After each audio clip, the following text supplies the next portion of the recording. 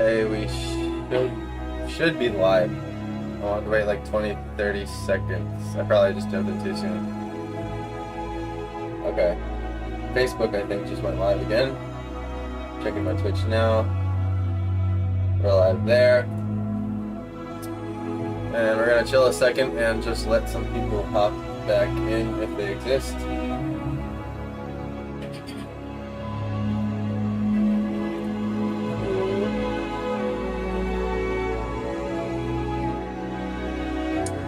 Welcome back, everybody. You're there. I'm so sorry. My camera snapped off the mount for those of you who missed it. It's gonna be fun to go back and see, and I want to find the moment in the stream where the camera falls. It'll be funny. But literally, yeah, I was just like sitting there streaming and the camera just fell on the ground and the whole thing was snapped, and I just like couldn't figure it out within like 3 minutes, so I just paused the stream, fixed it, we're back. Super Jimmy rig with like tape and like this other thing, but as long as I don't bump it, I think it'll stay there. Ugh. Okay.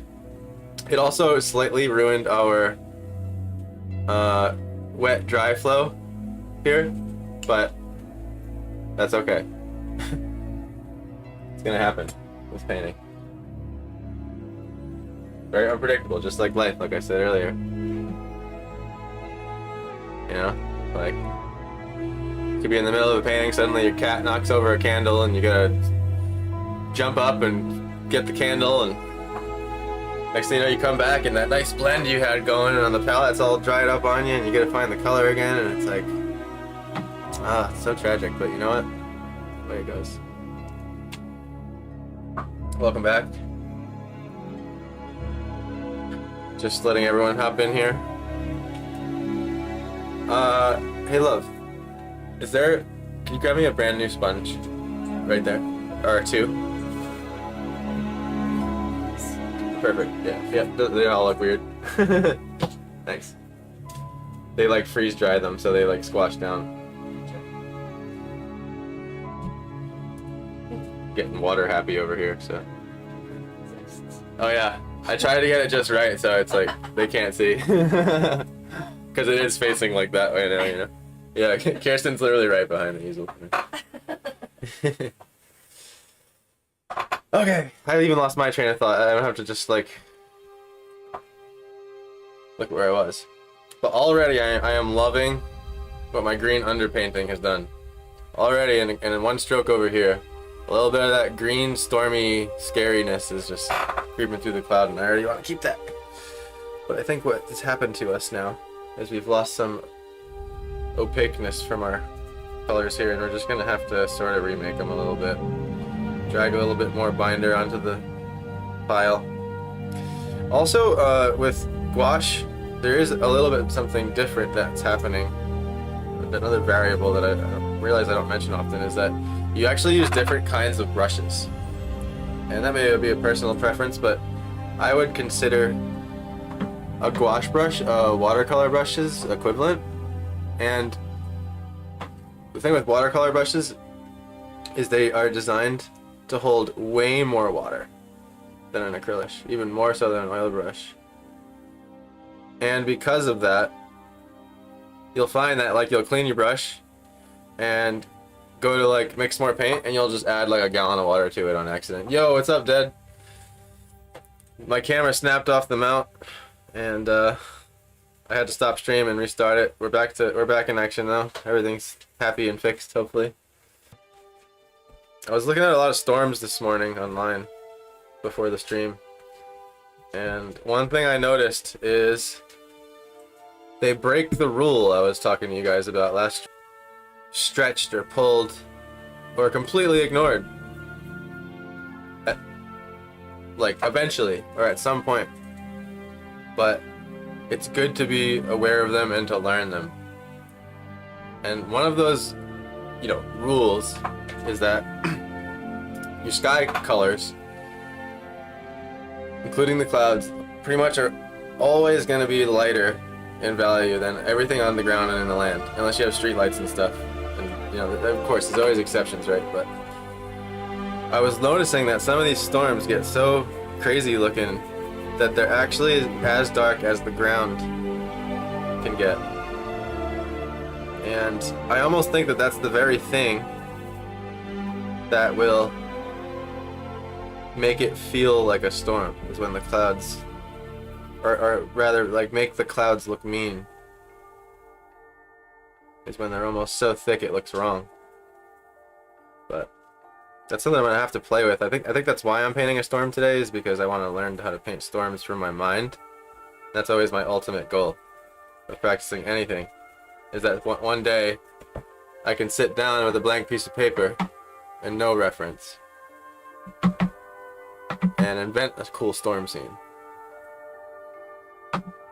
And it's this waffling between studying real life and doing freehand that I think is my favorite path. And I feel like I get the best results. And you can sort of merge those two together. I mean, when you're doing a direct photo study like this, it's pretty, like, linear, but you can merge the studying and the inventing together in one motion. And so what I mean by that is, like, say you're going through a painting, right, and you're like, I kind of want to put a platypus right here, but you're like, I have no idea what a platypus looks like. At that moment, you can literally just pause, go on Google, look up a platypus, sketch it a few times at a couple different angles. You know, this is gonna be a side step, a 2-hour side step sometimes. And then just come back to your painting and add the platypus.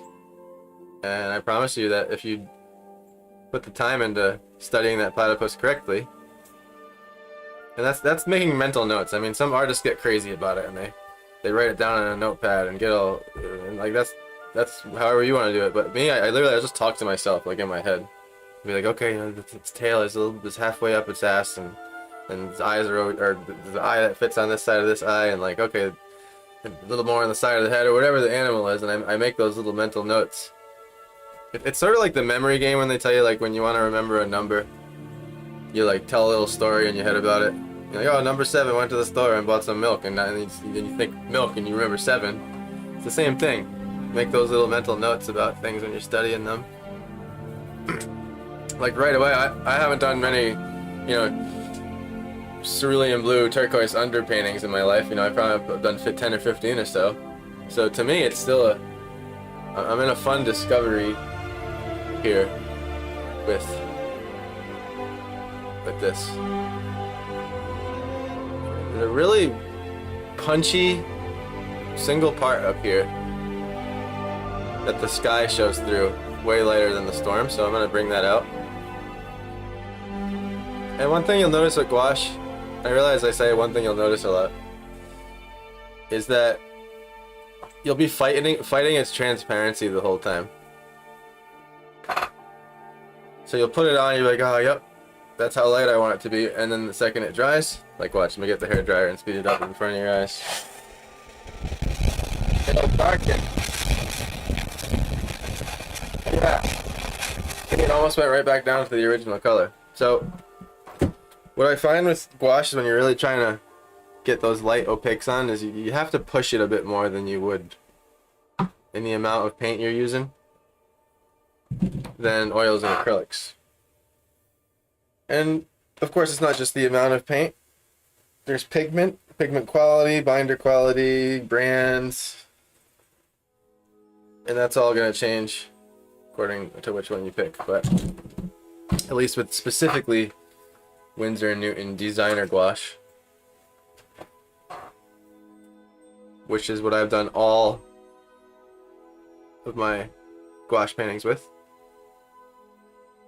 I do want to try Holbein,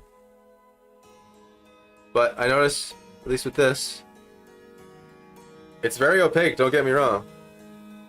It's just, you get less in a tube, so you try, I think the habit is you try to push the paint farther, because you don't have as much of it. And you thin it out. It's like a thinning out habit with gouache. And right here, so here's something worth noting. Right here is a much thicker mix of paint, and it's really white. But I know it's still watered down enough that I don't think, and this is a guess, but from my past experience, I still don't think it's gonna cover to what it looks like here in the palette. And so I think what I can do is I can trust it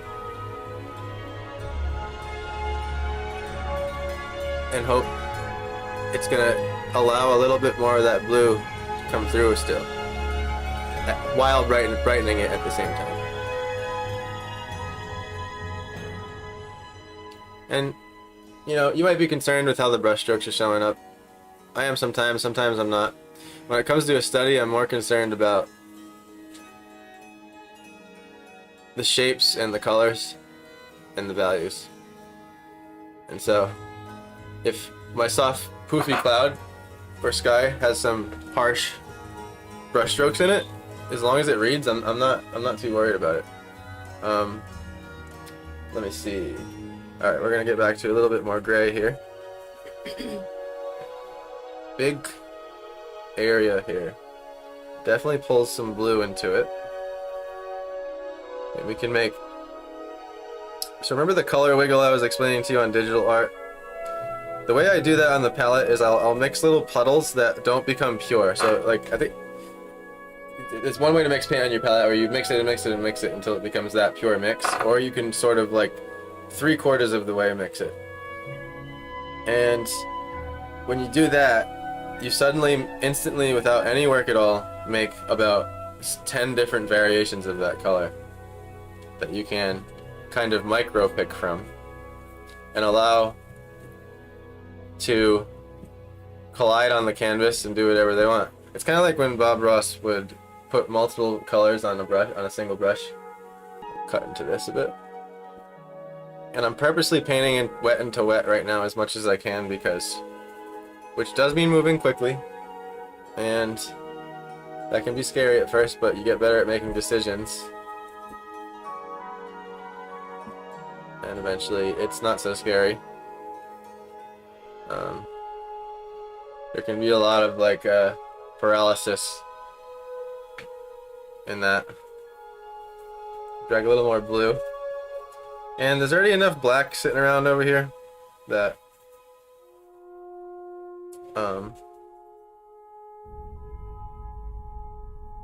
actually I'll add a little more. I lied. Wasn't enough black. Alright. That's the thing, you notice if I mix colors, it's very dynamic. I'm not sort of mixing one color at a time. I'm sort of like doing this balancing act and letting the colors react to each other and change. And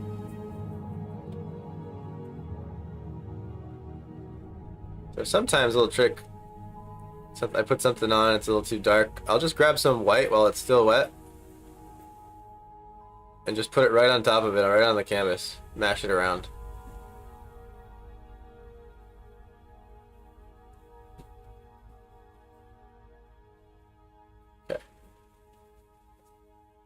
Here's where I want to prevent myself from getting too detailed. I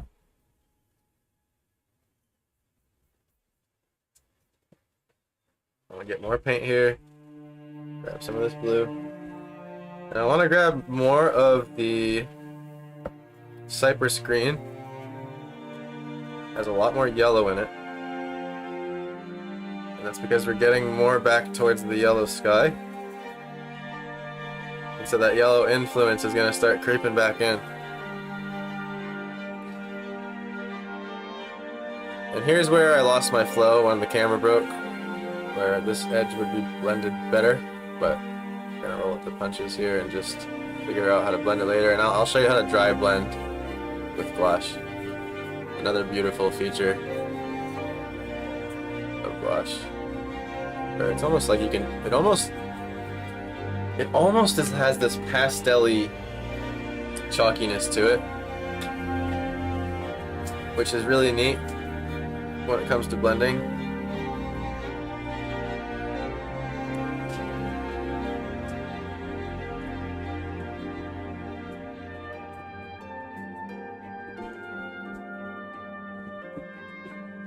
And sometimes a shortcut for cloud poofiness is some dry brushing strokes. Even though it's not ideal if you're going for a super duper soft look.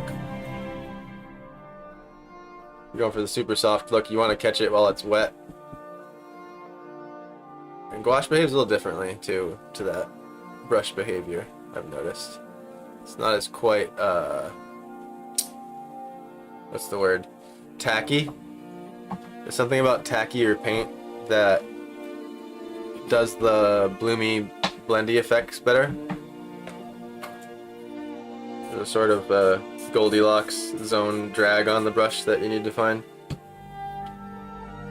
I'm going to dedicate one of these sponges to palette emergency. In case I had too much water here.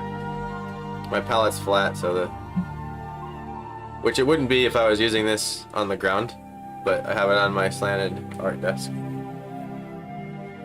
Okay.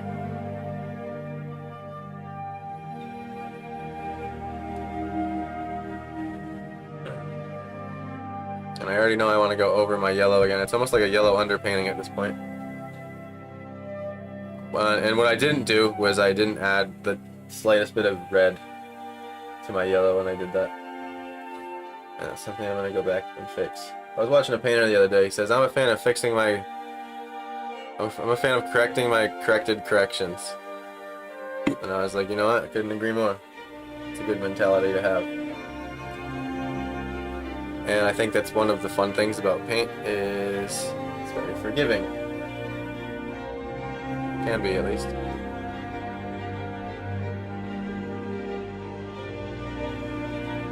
And I'm purposely going transparent with this color here.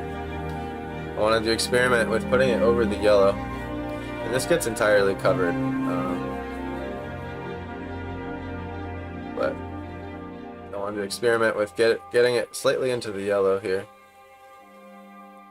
Because what's cool is, like, with transparents, you can skip a lot of color mixing by, like, for example, you can have some grass, right?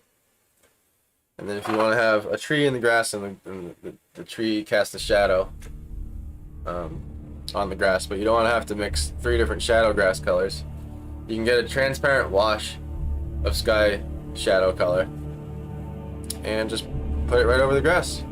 And it'll mix those colors together for you. It's kind of like an Instagram filter. Like a moody Instagram filter. It's kind of like what's going on there. Alright. Everything sounded good out there, everybody? Music? Is music too loud? My EQ jumped up into the yellows there on the music. That's what I ask when I see that happen. Alright, gonna add some poofs for fun. And I'll show you how you can sort of mark these things and blend them a little softer later. The edges of them. Okay. Chat wouldn't load? Oh, your chat wouldn't load. Okay. I see. Thanks for pointing that out.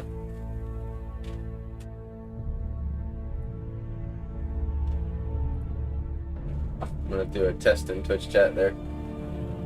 Yeah, showed up for me, so it's a year-end thing. Thanks.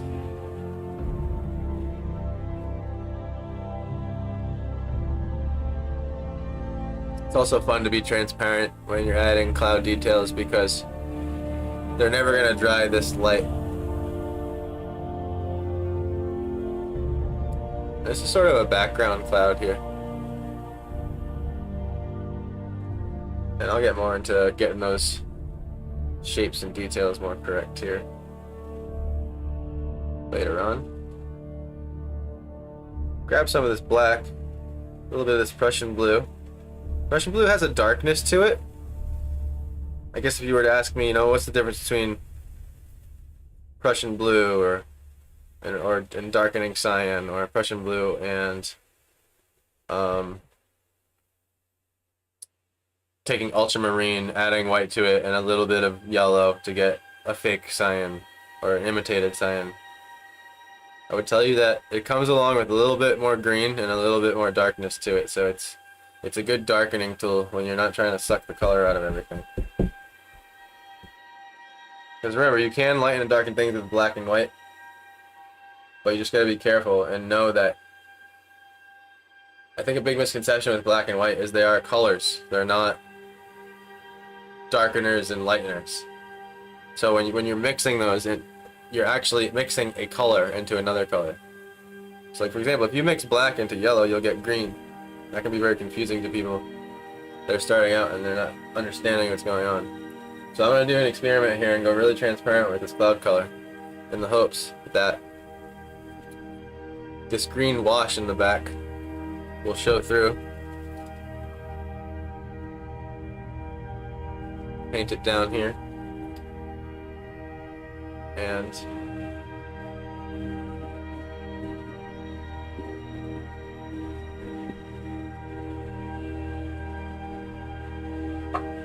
there's this sort of, grab some more white. There's this like rain dump happening over here, which looks really cool. And it's really gray.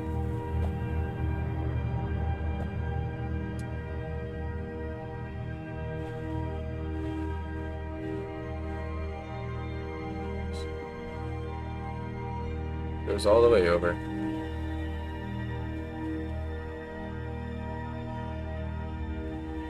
Actually, it's cut off by the horizon entirely, so we can just go over there a little bit. Here's where I'm going to dry my brush out. Do a little dry brush stroke there. Curve it.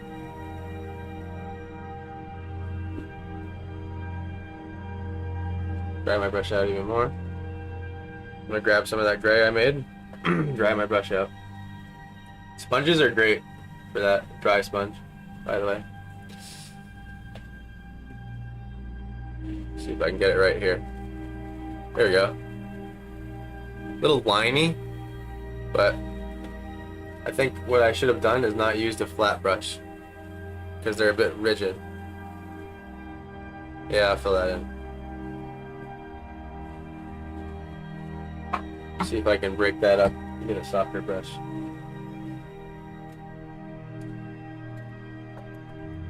I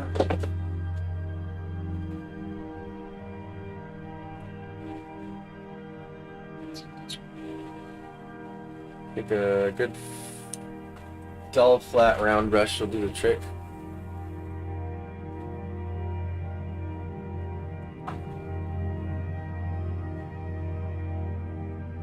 Too dry? It's good to find the bottom line.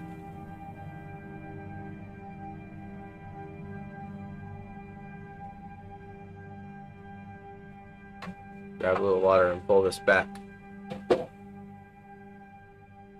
And you see how, because that yellow cured, it's still there, even though I pulled up reactivatable paint. So I'm trying to get that like rain dump happening. And you know, if that was something I wanted to get perfect, this would be a 15-hour painting. But we're just gonna try to capture it just enough. You know what's happening. Okay, I get my spritzies. Keep my palette wet. Gouache doesn't work. Actually, works pretty good on flat palette. You gotta keep your eye on it. Okay. So, want to recreate some of this yellow again. Kind of work on where these edges meet, and also the color of it. Wasn't quite right. I was supposed to grab a little bit of this flame red. That could have even been too much. So let's find out if it's too much. Nope. I think that's another quality to thinning paints that thin and are transparent water based. Is you like with color mixing, it's very easy to grab much less of something. One more. Get my test paper that everyone should have. Oops, knocked my Jimmy camera. That's a bit more like it. Even though it got a tinge green. And it's just probably because my brush still had some blue paint left over, and I'm gonna really clean my brush now. That's the only time you'll find you'll have to clean your brush. You'll hear a lot of artists say, oh, don't worry, let it all mix together, and that has a lot of truth to it. But you want to clean your brush if you're going from dark to light colors, and you want them to be pure. And I just realized what I did. So on the sponge, there's blue paint. That's where I made the oops. So I'm just going to turn the sponge over where it's the clean side, and we shouldn't contaminate it anymore. There's also blue in the white on this side of the pile of the white, so I'm going to grab from the other side of the pile.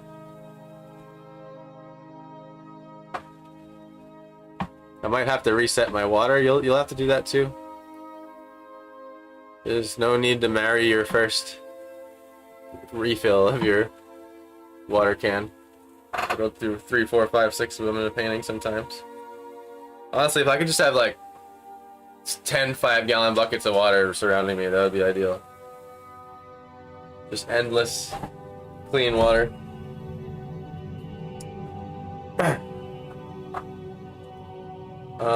And see, I like how that way pulled away but kept the yellow. That's happened because we let the yellow completely dry rather than have just a little bit of wetness in it. So my brush is wet, but it's probably about 30% wet, because I want to grab more paint. And we are going over a light color here, so it doesn't have to be so opaque. Start the process of grabbing the slightest bit of red again. You have to grab more yellow.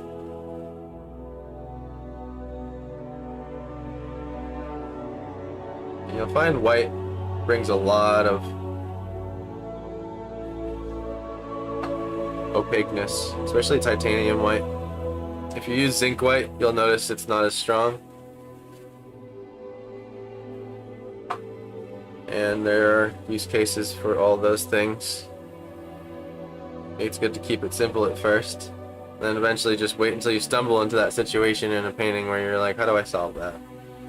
Or like you'll find yourself being like, I wish it wouldn't, I wish this white wouldn't dull and cool things so much. And then you learn that, oh, there's a type of white that specifically exists to keep colors more vibrant as you're lightening them.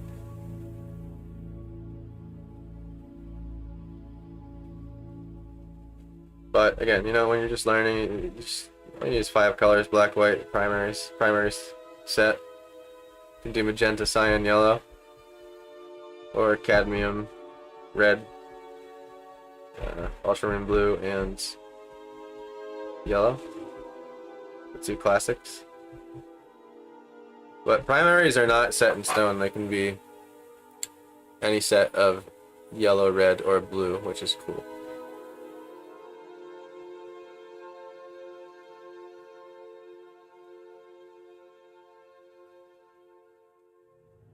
I'm trying to finish these brush strokes in one shot.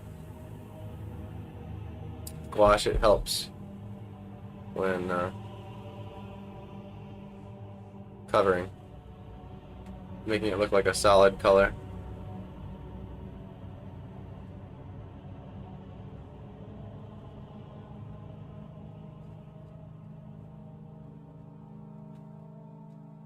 It's just kind of the nature of transparent paint. It's very easy to wipe off. This is the only opposing warm spot in our whole painting.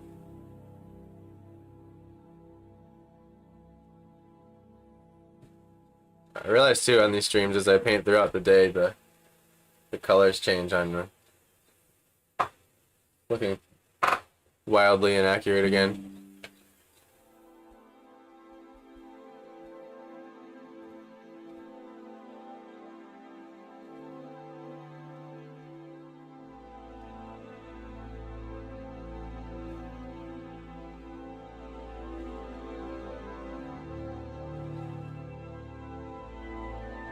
Pretty much having to scoop my brush every time. Making a little more white in there.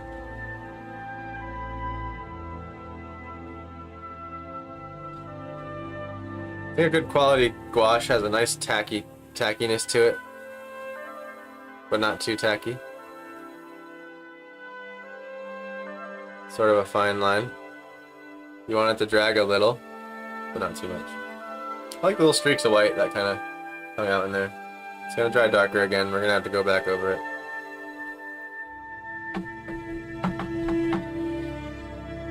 And I don't mind if this painting ends up a little on the saturated side. It's fun to push that and see what happens.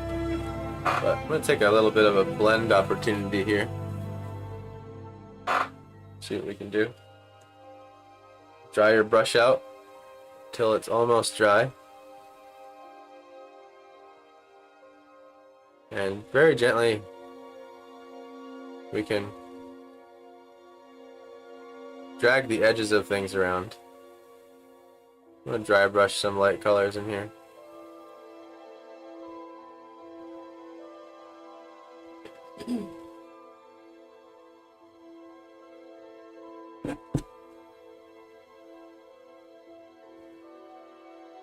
So fade this up. And with experimenting, you'll learn like what you want to do as far as, do I blend from the dark color towards the light, or the light color towards the dark? Sometimes it's good to practice on an edge you don't care about yet. So like right here, I'm just like, let me see how it's blending before it's an important detail. Any sort of test you can do like that. It's good.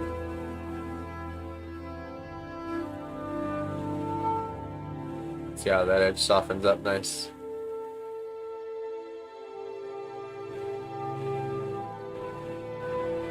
There's a lot of atmospheric perspective that happened in these storms because there's so much going on. Just trust the process.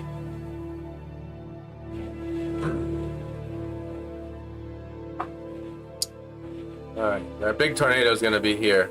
We're going to get to that soon. That's our next one of our big shapes. But we have another big shape to touch up here. Have some mixing to do. Find myself remixing piles of paint with gouache a lot. Because you just do like little amounts and dries up on you.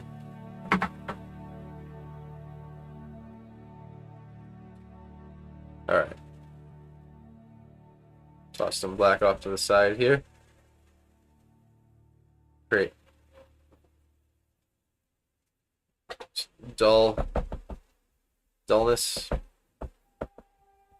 And in this case, I like darkening with black, with clouds. Brings them towards that gray I see often enough. But it's not a rule. It's just in this particular theme when it's stormy and dark and gray, there are a lot of charcoal-y black colors that happen. And this is a bit too watery of a mix. I'm going to grab some with the remaining white. Just toss it in the middle here. Sort of like a center. And let all these colors around it react with it. And you make these like, I can call it like color wiggle soup. Like, look how many colors I just made so fast. I didn't have to think about any of them, but they're all related and they're all in the same family.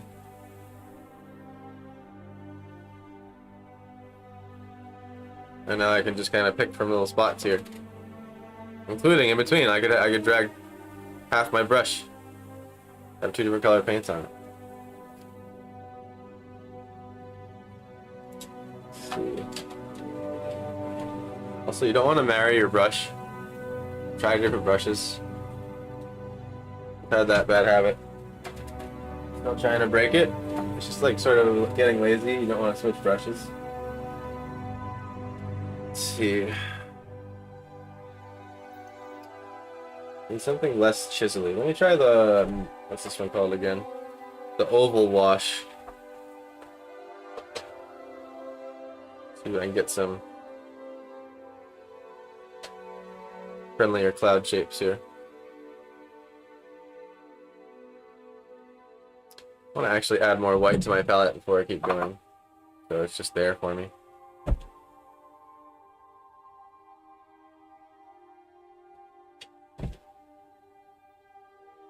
I don't know how long the last one was.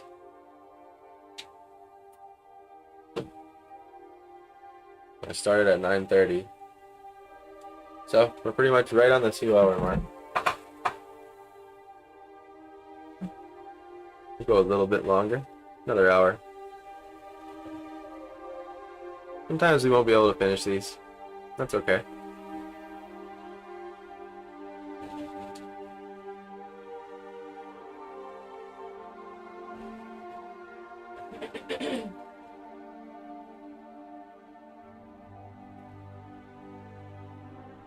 So I'm going to etch in a little bit of...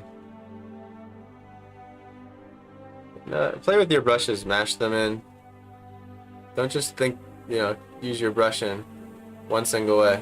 I'm just mashing it in and spinning it, just to see what happens. And I sort of like the effect it just gave. And you can't discover those effects without just getting weird with your brush, I guess.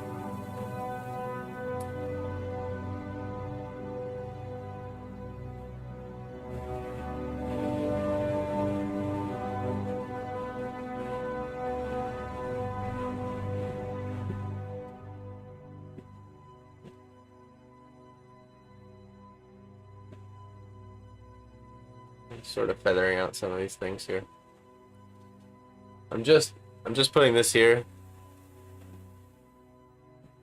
because there's this light burst happening that connects to this light burst, and I want to merge them a little bit, even though it's gonna go over it.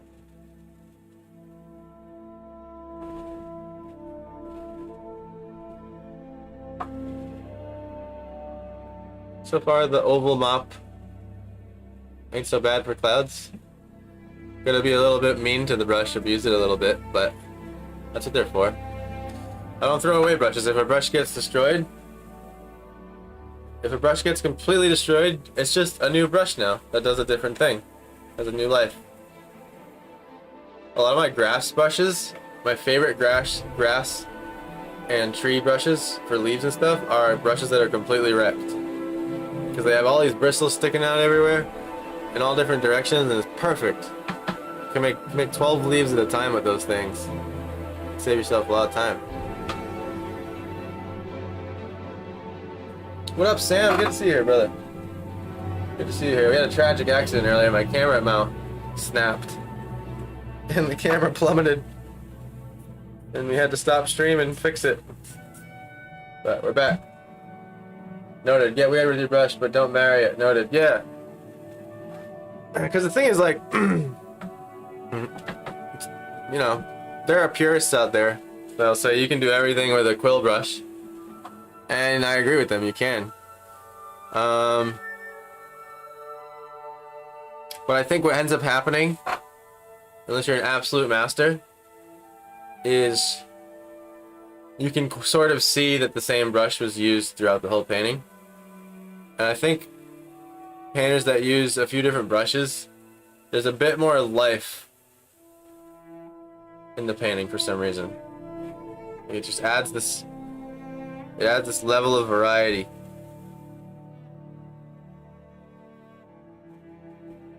So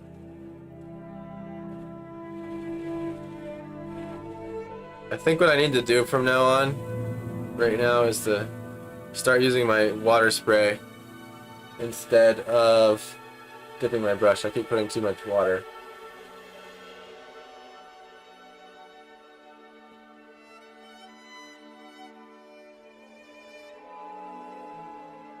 Getting a little too sketchy there.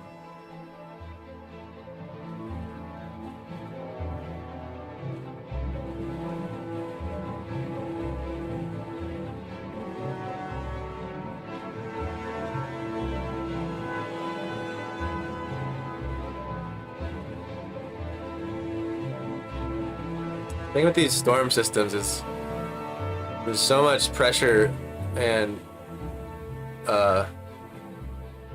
different temperatures and drafts flying around that the clouds they become very chaotic, very chaotic, and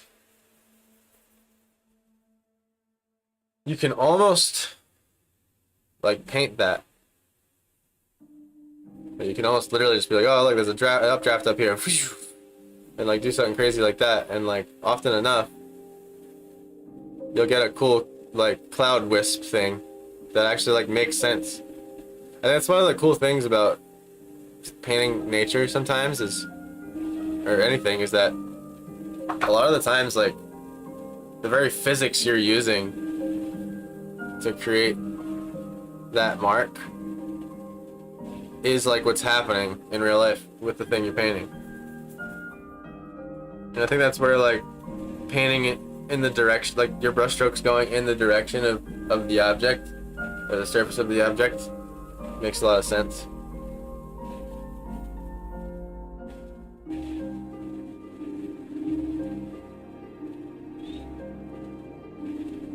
And I'm always sort of trying to invent new ways and think of new ways to make cloud shapes and stuff with brushes. So I don't really have the way, but there's sort of just a way clouds look. So it doesn't really matter how you get there. And so I'm just bringing in this very slightly darker blue. And what's interesting, these colors can get tricky with gouache, because look what happens, watch. When I put it on, see how it looks light, but as it dries, it darkens to that darker blue. That's a tricky thing to navigate at first, but you just have to kind of be aware that it's there. It can trip you out sometimes. And I think what helps me, the way it helps me think about it is, you know when you like wet a piece of wood and it looks stained for a second until the water dries, then like all the detail on the wood comes out. That's kind of what's happening there. Just gotta have faith, let it dry. And there's all sorts of things happening in clouds, man. Like, I'm just gonna grab this really drastically blue. That was a bit too dark, actually. I meant to say drastically green, by the way. You get my water and just spray a little on here. Perfect. Yeah, that's so much better than getting too much water on my brush. So this color, this blue down here that looks blue, it's actually called cypress green. And I realize y'all have a bit too much saturation going on your end. Let me see here. You just dial it down a hair.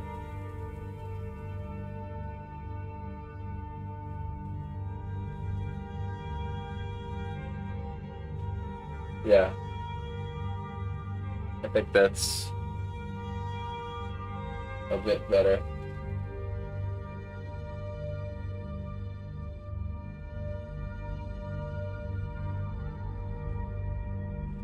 And then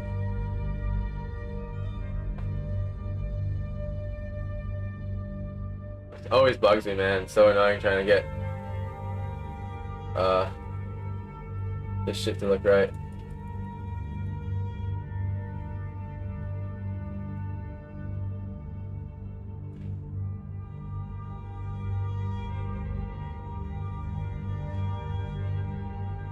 I'm just bringing it down in small increments here.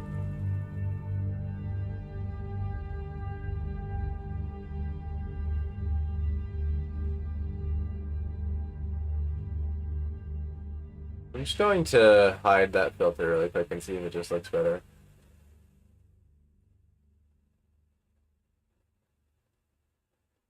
You know what? Even though y'all aren't seeing how green it is, I almost don't even... Nah, y'all gotta see the colors. Because literally that's the difference. Like that's the difference between the color correction. So like this is what it looks like to me. This is what it looks like to you if I just like let the camera be normal. So whatever, I'll just deal with the fact. Just know in real life it's a little less saturated than you're seeing.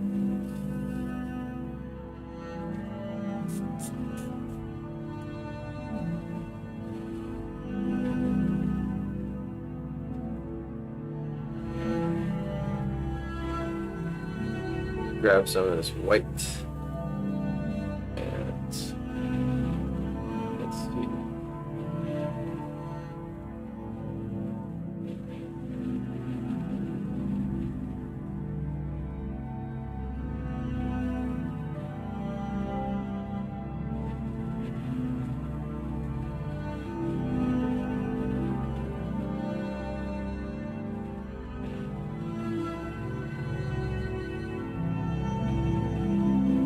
Like, I know that clouds are poofy, so I'm trying to draw quick little fast puffs with my brush and not allowing the brush shape to dictate what I'm putting down. Sometimes speed is the key with a brush stroke because it sort of makes the bristles behave in a different way. And then I'm being careful to make sure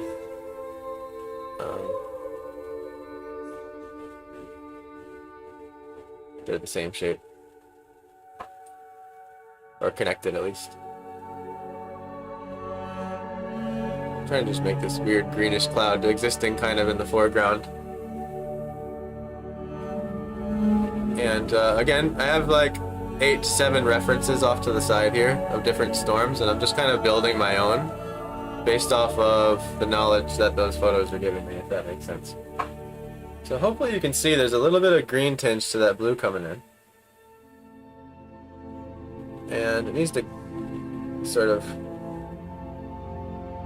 blend into this guy here a bit. But this cloud here is closer, you'll see, hopefully. These clouds will take a lot of tweaking. Here's where I'm going to clean off my brush. I'm actually gonna have to get some new water here in a minute, guys. It'll only take me 2 seconds. Gotta remember I have an iced coffee right here. Yum. Yum. Okay. I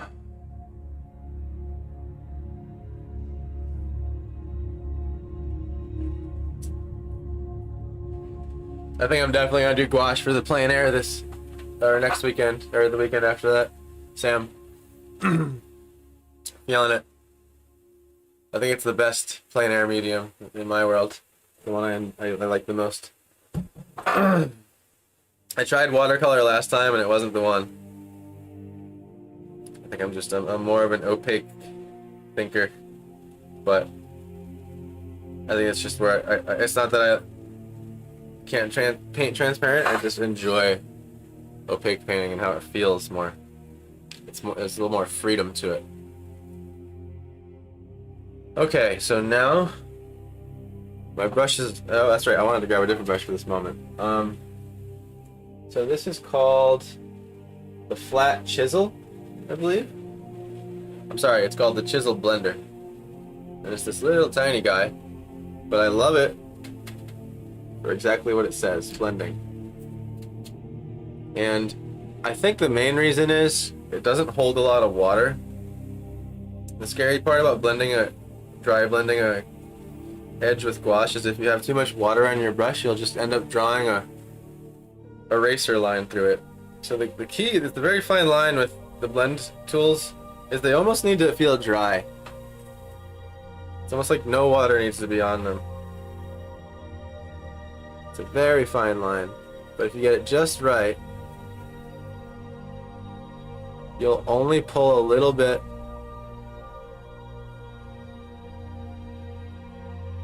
and sort of, you know, do it once, step back,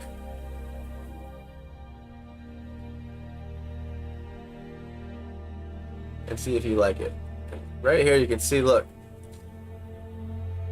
getting all of these beautiful reactions happening as I blend this edge over into this cloud.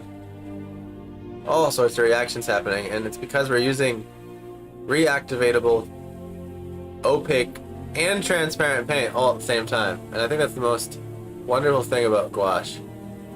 It has so many properties to it, but because it does, I guess the challenge of that is balancing all those properties at once.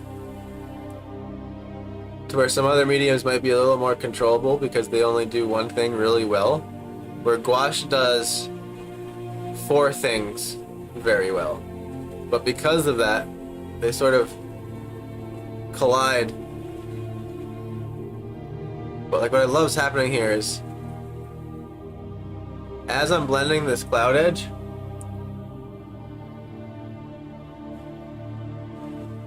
it's picking up some of the prior cloud and revealing some of that green underwash that we did at the beginning. That stormy green underwash. I'm even gonna chisel blend the opposite way. If anything, that's what I should have been doing. Mostly. But you can see how you can come back later and you can soften up all these edges here. You know, I can come over here. I say, okay, I want this gray to poof up more, a little bit more. And again, be careful. Don't dig too much. Because, like I said, with great power comes great responsibility. How gouache has all those properties to it. You can sort of be enjoying one of those properties, and then suddenly you're crossing the line into the other one and activating the next property a little too much. So I think the disclaimer with gouache is what's the word I'm looking for? Finesse. That's the word. There's a little bit more finesse that comes with gouache.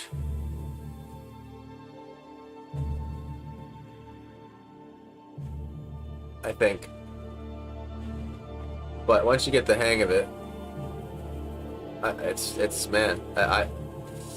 I'm probably going, like, I said when I found this medium that it's going to be my end game medium, and then I ran into the problem of figuring out how I want to seal it and varnish it, and I'm not done on that quest yet. So I just need to figure out how to protect these because they're sensitive to water. I feel like you just put it on a canvas, it's good to go forever, right? I'm also considering it. I have used gouache though, I use it incorrectly. Yeah, there's no correct way to use it though. I think the word efficiency would be better to use. I think there's more efficient ways to use things and less efficient ways to use things, but they're not wrong. And every way of using a thing has its own result, and that's what will give you the results that you get as an artist versus what I get. I know I can't remember her name right this second, but she's one of my favorite gouache artists on Twitter, or X, now called X. I still call it Twitter.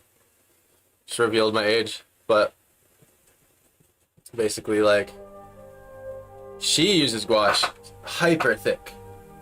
Like when you see her gouache paintings, you can tell, like it looks like it. Some of them almost look like those palette knife paintings.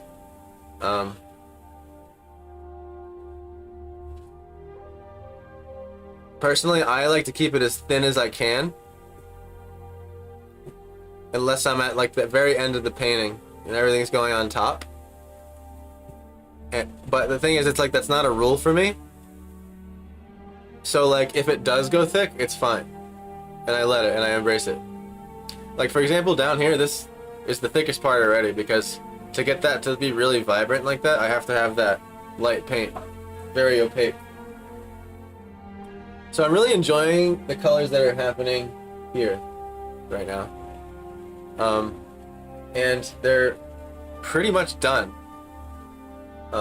Basically what we have to do, this cloud's way back, and it's almost behind even where this light beam comes in. There's this light beam that comes in, and it sort of showers onto the top of this cloud. And then we have the tornado supercell, and that's what we're about to do next. It's the darkest thing, and it comes down right here. And I'm gonna have this tornado come out and hit the ground right in front of the sun. And it's gonna be right on the horizon. And we're gonna get weird with the tornado. The last two tornadoes I did, I made them real neat, nice funnels. But this time, I want to do one of those weird sidewinder, crazy ones.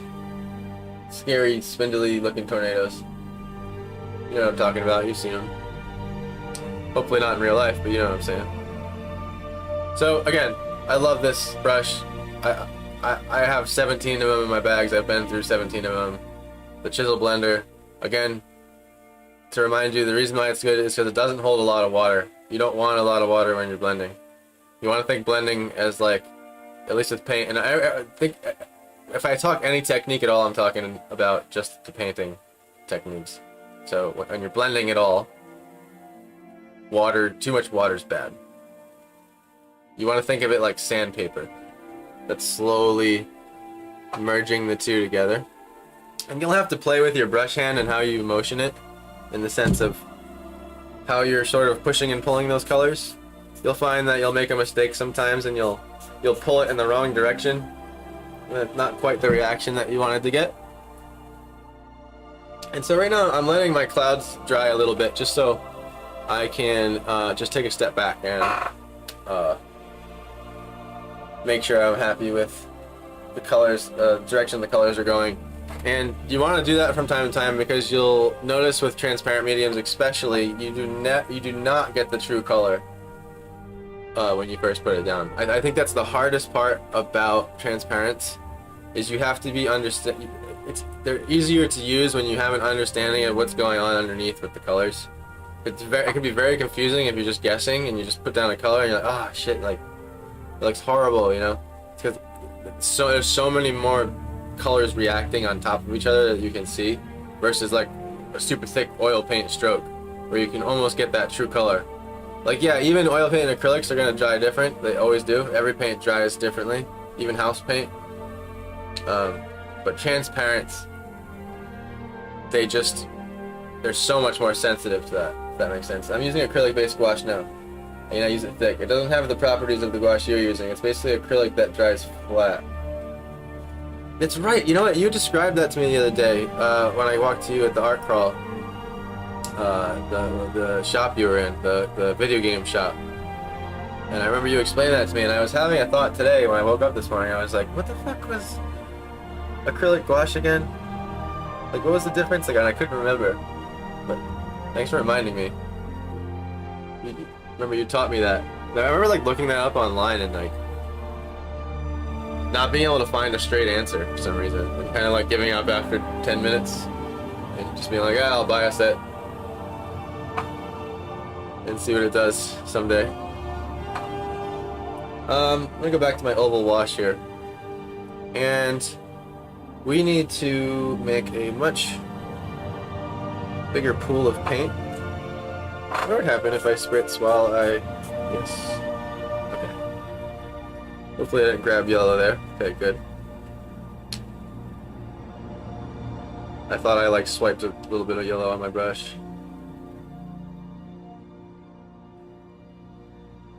I'm gonna grab a lot of this Prussian here. And you can see what I said earlier, how the Prussian blue can get a little crummy. I bet with the acrylic gouache, Sam, I bet it's better with that too, not cracking as much. But you said you can't reactivate it though?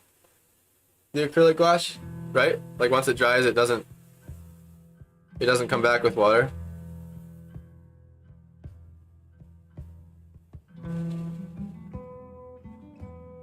So I think that's a property that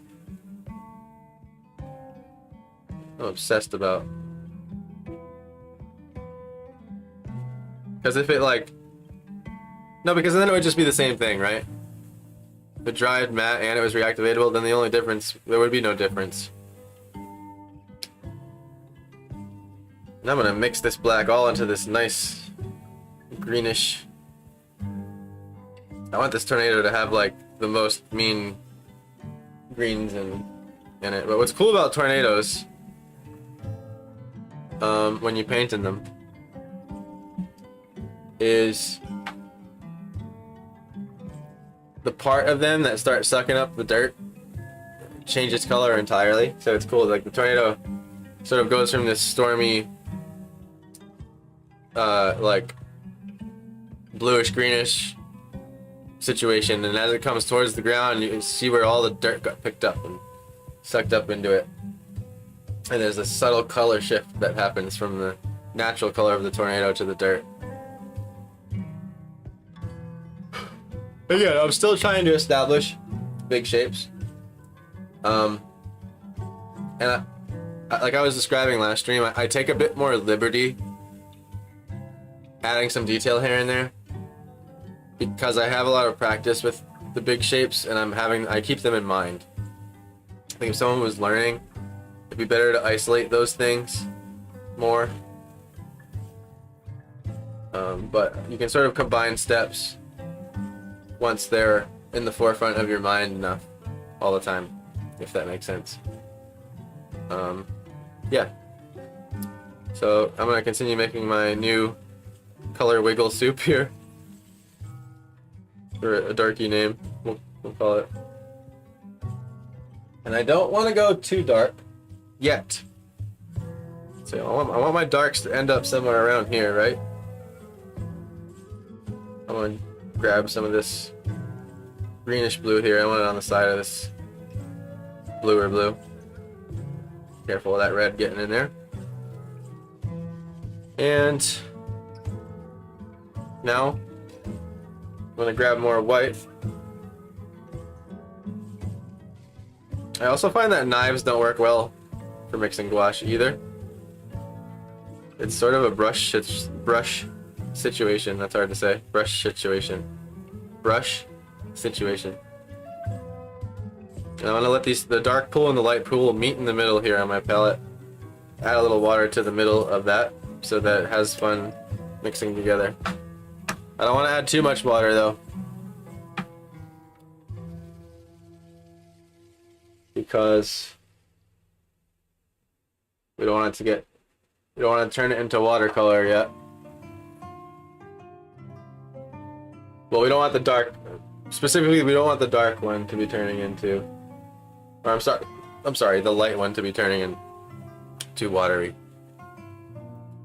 So here's where we get to have fun again and just toss up fun cloud shapes here. Want a bit more of this. And see how that titanium white sucks all the color out. And you know, this is where I could have had some zinc white off to the side,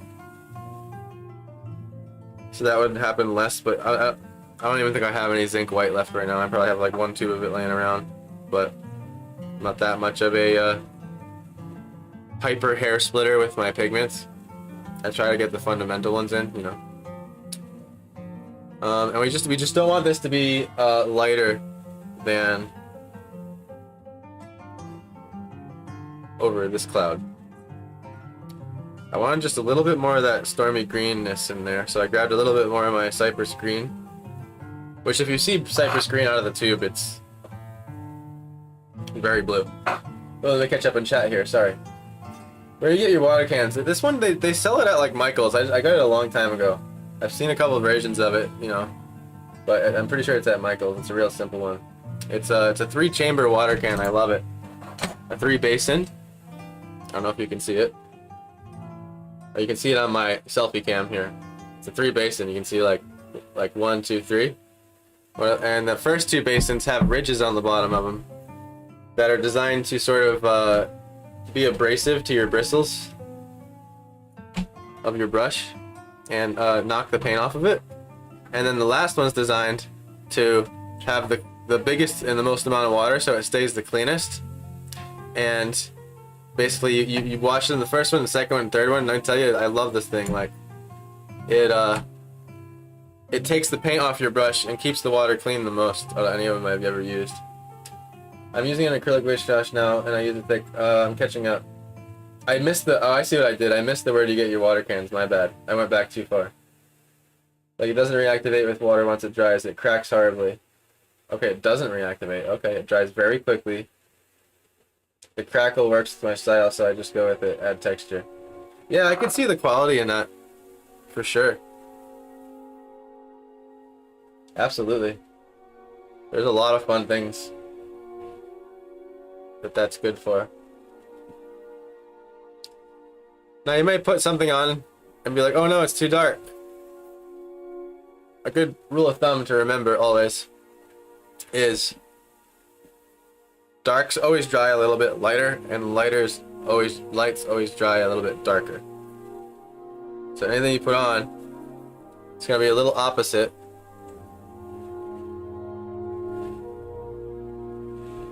When it dries by a couple notches or two, and that's just something to get used to. And I'm just like, I've discovered I like the oval mop, mashing and rolling it for cloud textures.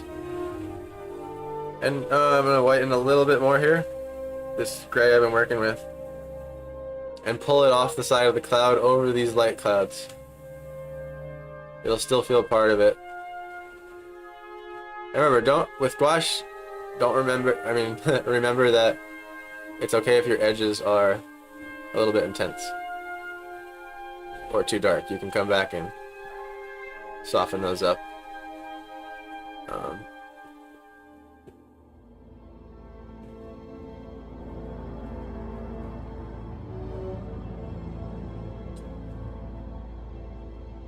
I'm down a little bit farther than I would have liked, so I'm going to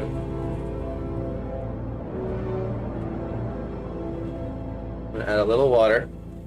Now, with an acrylic painting, I would spray the water directly on the painting, but not with gouache.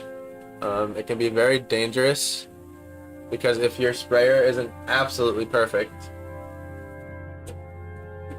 you'll get big water drops that will create little circles. So be careful with that.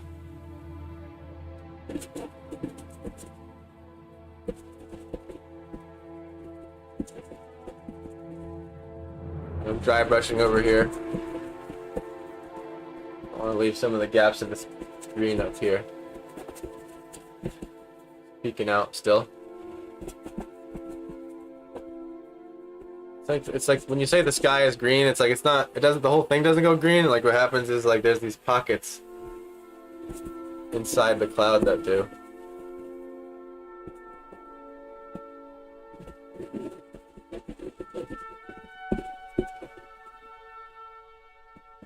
So I would argue you could blend with any brush, and the secret is you have to figure out how to move it in such a way that it goes in every single direction over the thing.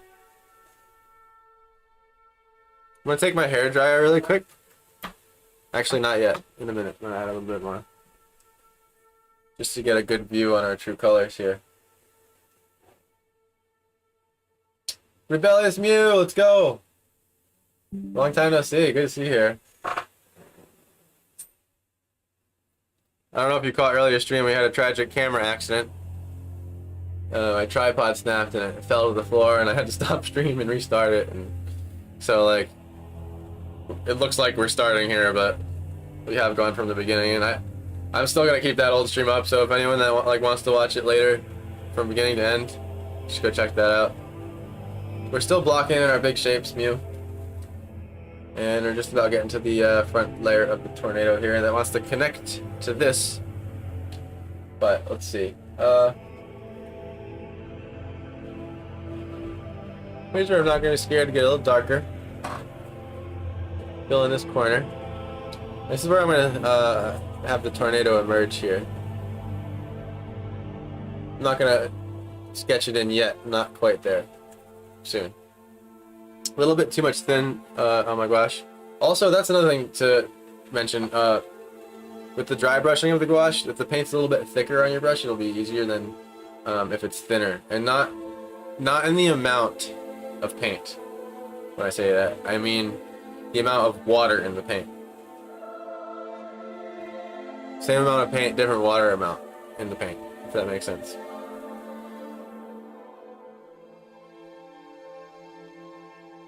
It's almost like the gouache starts making this chalky sound, like sandpapery sound.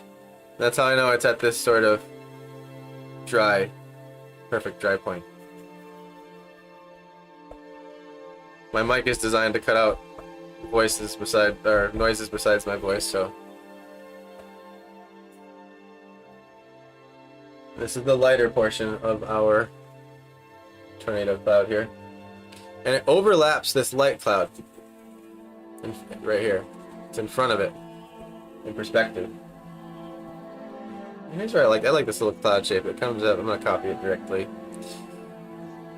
So it like does this. It's like a little hand. It's weird, but I like it. And then, actually, as this brush gets more destroyed, I'm liking it more and more. I think a destroyed mop oval brush is how you paint clouds, guys. Figured it out.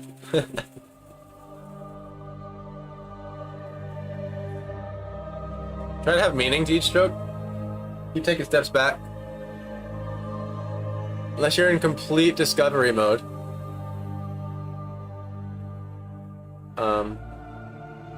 Think about each stroke, you know?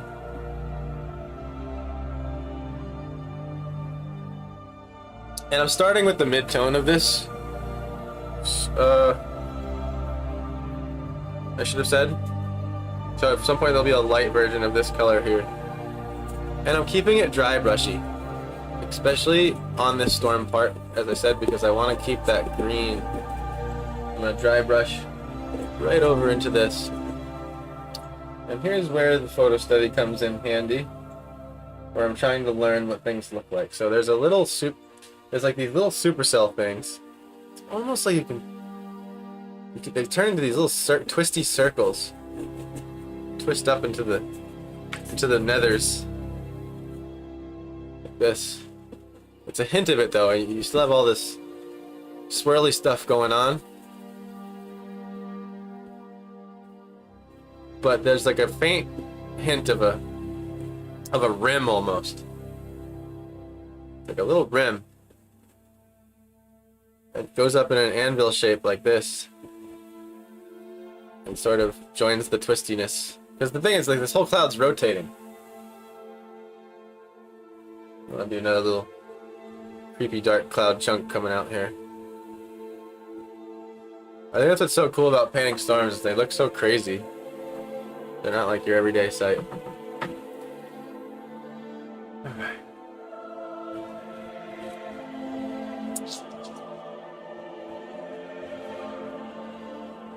Here's where we grab a lighter gray again.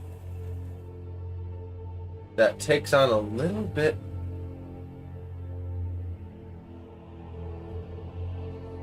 more of the yellow, believe it or not.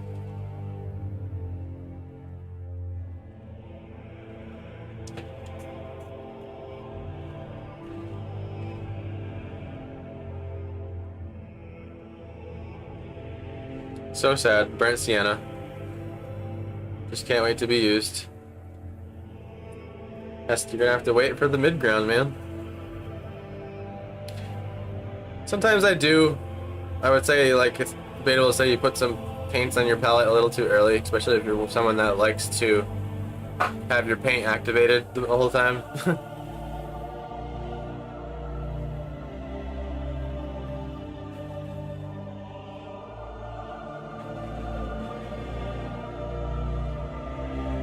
So I'm making myself a grayish thing here.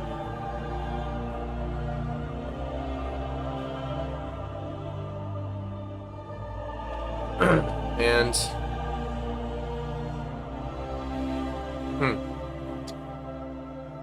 how do I want to do this? I'm gonna try a dry brush here. I don't know if this is gonna work. I'm constantly in discovery mode too. I think I'm always trying to find ways to brush and blend smoothly. I think anyone that tries to paint will admit that that's one of the things that's, like, on the more intermediate advanced side, is like making things look soft. It's easy to apply paint, but then I think it's harder to apply paint softly. Getting just the right amount of water and things.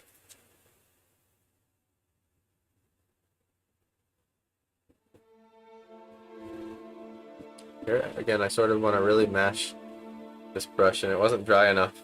But I kind of want it to be.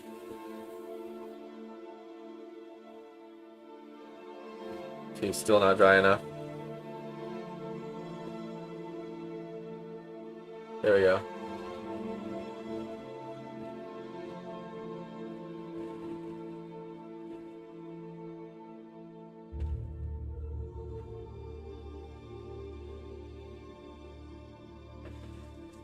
And I gotta admit, I haven't painted this particular thing, which is like many times, which is like the rain falling out of the cloud thing. And I've always loved how that looks, and so that's the challenge for me today.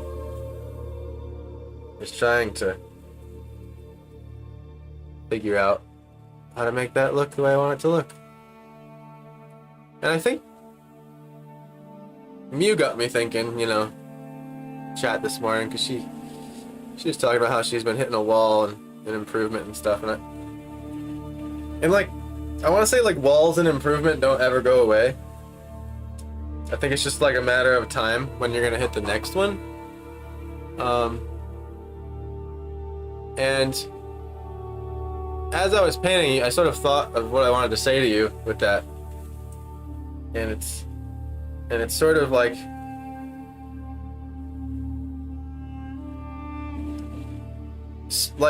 when you set out to do a painting, create a little side quest for yourself. A little mission, secret mission, that's built into the painting that no one else knows about but you. So therefore, it's still a work that you can get into completing. It's not a practice work, but you're also actively improving on something.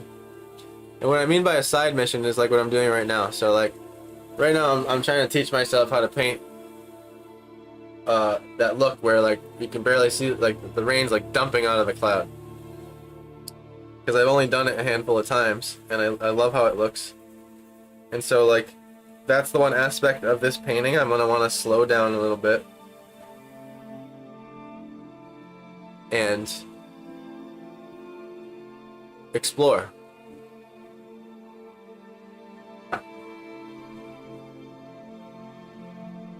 And so like, let's say you're drawing characters, right? And you're like, oh, you know, I'm not happy with my noses. I want to improve on my noses, you know? Well, then, next painting you do, or drawing rather, do like a close up of someone's nose. Really work on that nose, you know? Or have something that involves a lot of noses.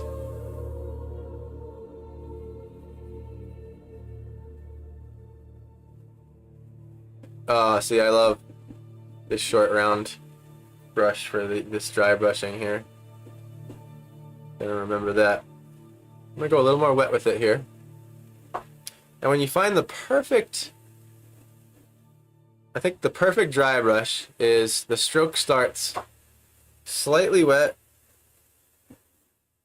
and then before the end of the stroke it dries. And that's a very fine line to find. You can definitely be spinning your wheels trying to get that just right. There's always sort of fun reactions with color happening in this rain here. Because the thing is, the rain's much thinner than a cloud. So more light's getting through it, but I almost want to just bring out, I think the distinct thing to it, and it's subtle. When I look very closely, you can almost see there's a distinct edge to where the rain isn't falling, and it is. Kind of like that. This one may be a bit too extreme. Because I planned on blending that out later on anyway. Let me see here, I'm gonna make another mix of that.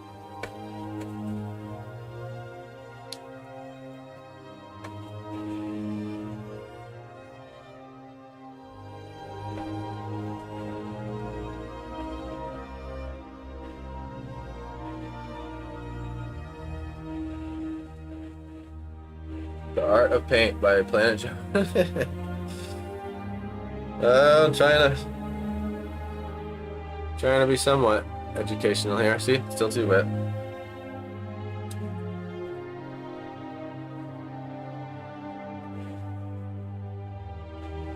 Now that may seem too wet at first, but it actually is good, and you'll have dry brush strokes trick you sometimes. And now what I want to capture here is the rain falls into the ground, and it's literally like poofing up into a poof, sort of like that. And here's where something will meet in a little bit. So I'm gonna pause on that going over there. Okay, I'm happy enough. It does have the rain falling. I think the touch it needs is over here. And I want to be careful of not contaminating my yellows here. But you can see I make paths. The way I was describing color yesterday on digital, it was easier to see that way. But on my palette, it's almost like you invent your own little color wheels sitting everywhere, and you make those paths through gray towards your other colors, right? So it's like here's the cloud I was using when it's dark and there's not a lot of light on it, and I want to get towards a more highlighted yellowy sunny version of that color, and we literally almost just bridge the gap like this between them.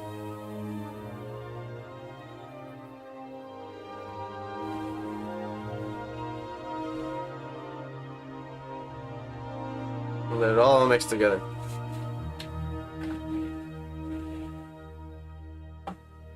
It's a part of my palette cut off. Oh, I see what's happening there.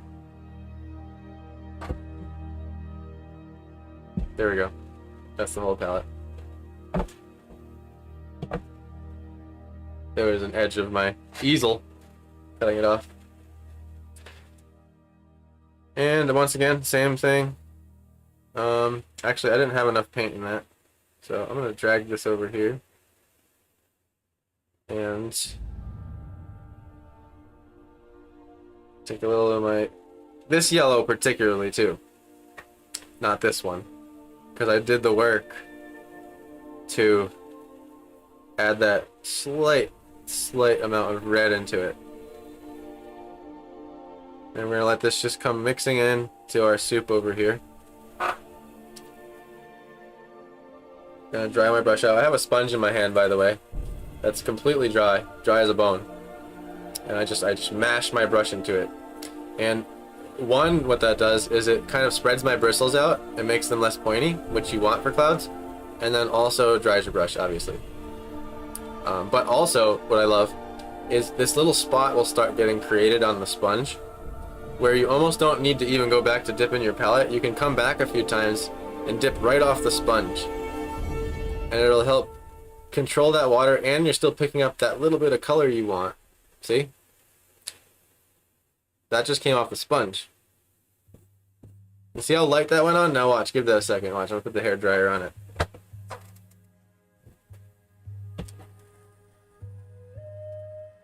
Look at that, it almost disappeared already. And turned into a nice little soft highlight. And that's where the practice with gouache comes in.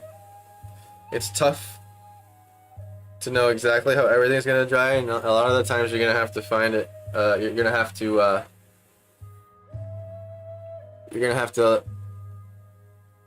just wait, let it dry, and see how it came out. All about buttons. What's going on? We are ripping it indeed. It's also something else I'll be ripping pretty soon here on a little bathroom break. You know what I'm saying?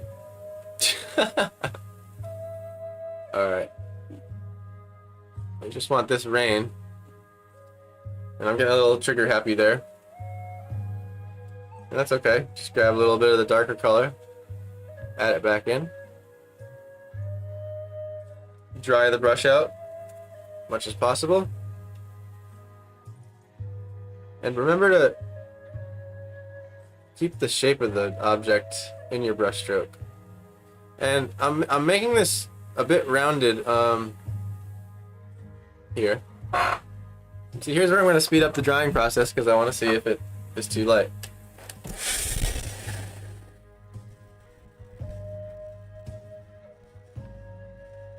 Look at that, it disappears right before your eyes, but leaves behind just that little touch.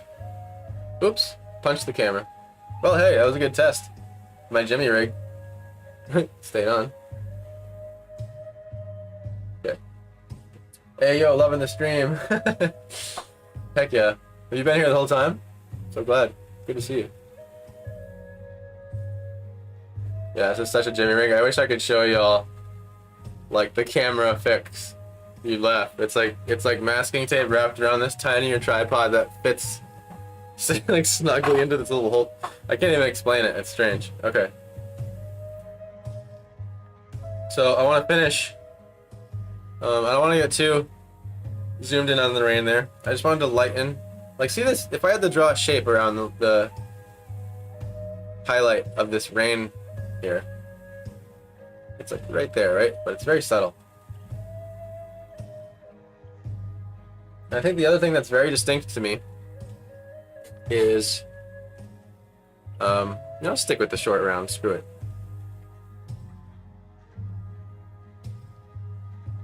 Put my sponge here. It's almost like you get the cloud chunk down, the layer, main shape, and then you dry brush the rest of them, for the most part.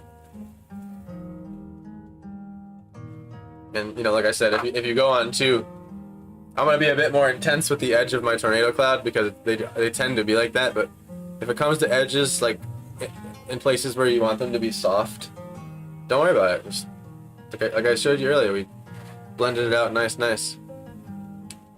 And we'll be doing that again, so I can demo that again for you. Nah, just a bit. Word. You having a good day? It's actually storming out today, which is great.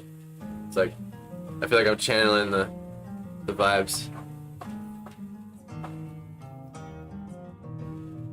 I gotta fix this brush. I gotta like super glue, pull off the handle and super glue it. Okay. So here's how I'm gonna dry out my brush a little bit.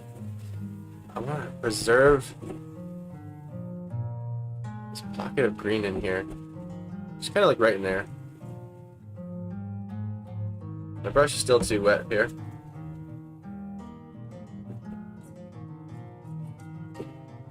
I'm literally mashing it. Like mashing, I'm sorry my camera unfocused there. Just mashing it right in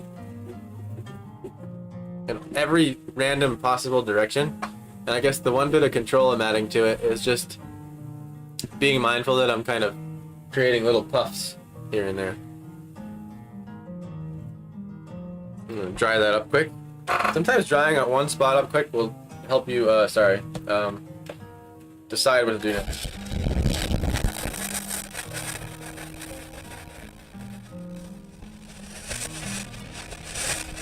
And a lot of the times too, it's to get that glare of the water out of the way. Because a lot of times your art light that's in your studio is hitting it at just the right angle, and you can't see what color it's going to be because you're just looking at a glare. So getting rid of that glare gives you the true look of what I just did. And it did exactly what I was hoping. It dry brushed over that backwash we did. And for those of you who have missed the backwash at the beginning of the stream, this is it right here on the bottom. This is the unpainted part of the canvas. And we painted this whole thing that color and let it dry before we started this painting. And my goal with that was to get those stormy greens that are going to happen up in here, that happen in these tornado and giant supercells. And I think the reason they happen is because the clouds get so thick and the sun is still so yellow that you're literally mixing like blue and yellow paint in the sky. To where I think normally when there's more of the sky showing and taking over the lighting situation, the blue overpowers the yellow to the point where the green doesn't make it much past here at this threshold. Then the rest of the sky is blue. But it's like in these clouds, it's sort of like, it's like bottles light up in these little cloud chambers where these cool colors get to mix together that don't normally do in the sky. Hell yeah, I've got you on the background when I work in my garden outside. That's awesome! I love that. I feel like I'm in a garden now. That's good vibes. It probably helps that I'm playing like relaxing Skyrim music too. That's probably good garden vibes.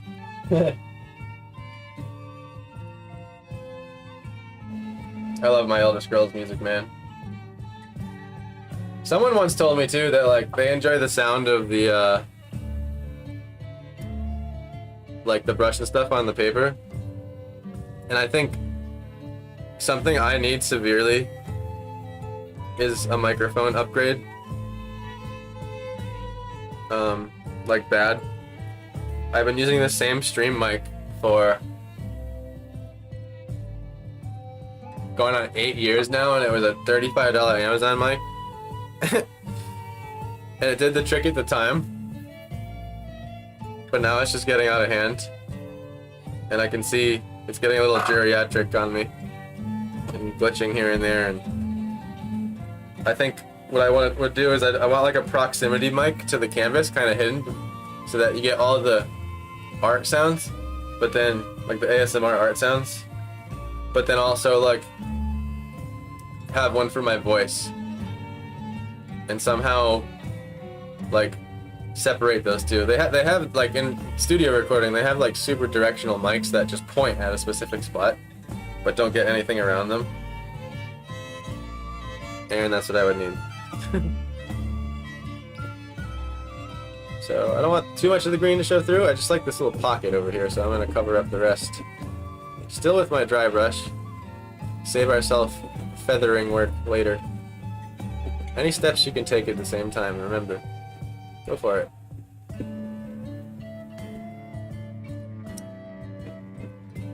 I'm going to let this color just sort of go a little bit wetter with my brush and go over here. Now I want to darken, particularly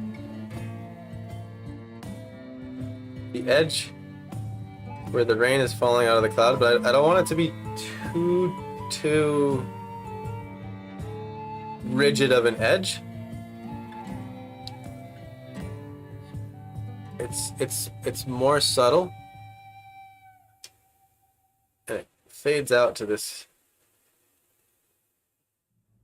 weird cloud stuff over here. Sometimes you'll find little, you know, little stringy things happening because your like one single bristle was a little too like wet and had a little too much paint on it. But it's basically like this, the rain falls out of this like giant tube. And then right here it gets a little more pronounced and sort of almost looks like a little mini tornadoes coming down here. And again, this is a part I'm directly studying from the photo because I'm trying to learn this particular piece to storm clouds.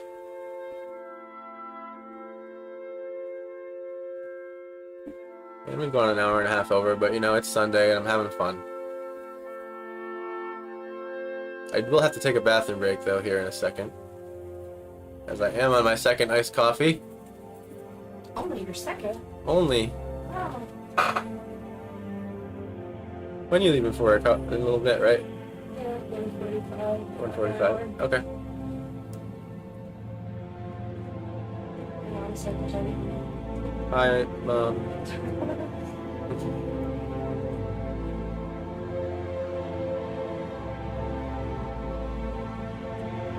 Turns out the dry brushing was the perfect technique to just let this green just peek through.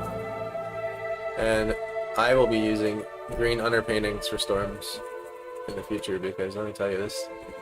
That was one of those things where, like, you know, I was using my past experience to make that decision, but I wasn't entirely sure if I was going to be right.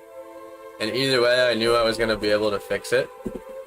And you are so. And speaking on this dry brush thing, you can push this dry brush blending to the very limit, to the point where it's so subtle, to the point where it's almost like you're using a pencil blender, really gently, and it's almost like you feel like nothing's happening, but I promise you it is.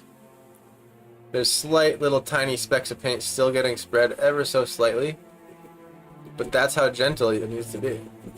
If you want to get that really nice soft cloud layering look on traditional media, you're gonna have to really play with that water amount, and a lot of the times pushing that blending to the very limit to where it's not doing it anymore. Like this brush is officially dyed with the water it has, and I have a little bit of water left on my brush. It's just so slight.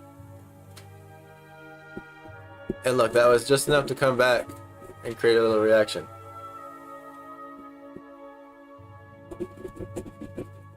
In a blend, sometimes all you want to do is pull over a few particles of paint, because it's easy to go too much. You know, like Bob Ross would say, you start having too much fun, and before you know it, you've ruined your whole painting. And there's nothing wrong with having fun, but I know what he means when he says that, because I think a really exciting thing for a beginner painter is when you find the right color and you put it on in the right spot and it starts looking awesome and everything's like starts becoming alive. Oh my god, it's the best color ever. I found the best color, and you start putting it everywhere. And then suddenly you back up and you go, oh no. My entire tree is highlighted now. And I ruined all the little shadows. And now it's only one color of highlight. You know what I mean?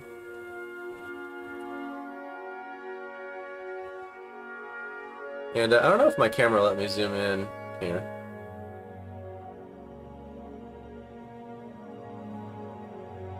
A little bit. Not enough to get it across, but you can see it. I mean, if your screen's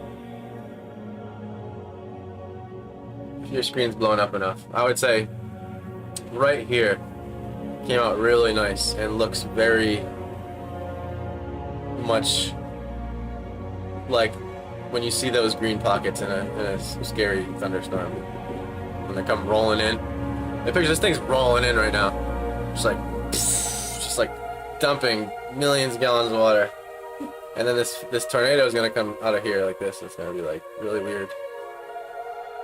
Come down into the front. And I have a couple weird ones in front of me here, but I'm gonna make up my own weird one. And then I think the part I'm the most excited about is trying to figure out how to make this tornado look gigantic.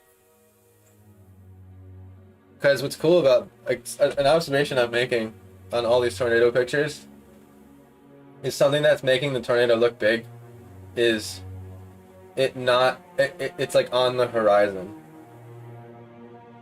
as if it's like a ship way out at sea, but still it's filling up the whole screen. So it's like, wow, like for that to be that far away and still be that huge, you know? But then also in some of these, like there's like a truck or like some you know, power lines, fences and stuff that really tie in the scale. So it's gonna be a fun spot. All right.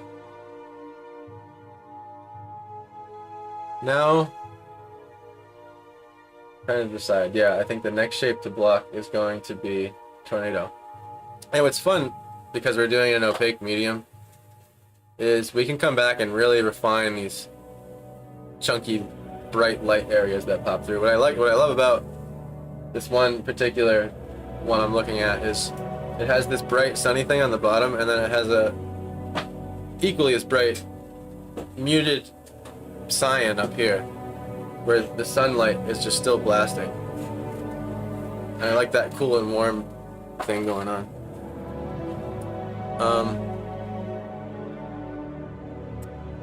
I have to mix a little more paint here. Tornado is going to be the darkest, most evil part of this painting.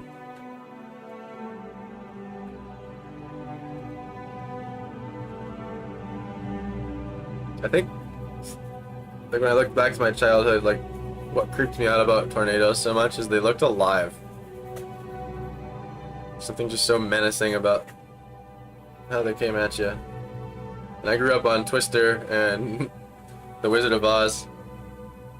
I think The Wizard of Oz was the first tornado I ever saw realistically done enough to where it like scared me, and I was like, that's a thing? Are you serious?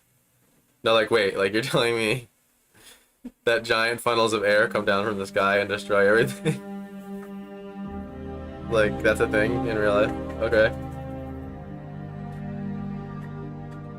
So I'm gonna take my dark Prussian blue and mix it with the tiniest bit of black and let that just sort of spill out into this whole mixture over here. This stew. Cerulean cyan Prussian stew. Yum. With a little bit of salt. A little bit of salt in there. The forbidden cotton candy. Yeah. Super cool to watch it become super familiar.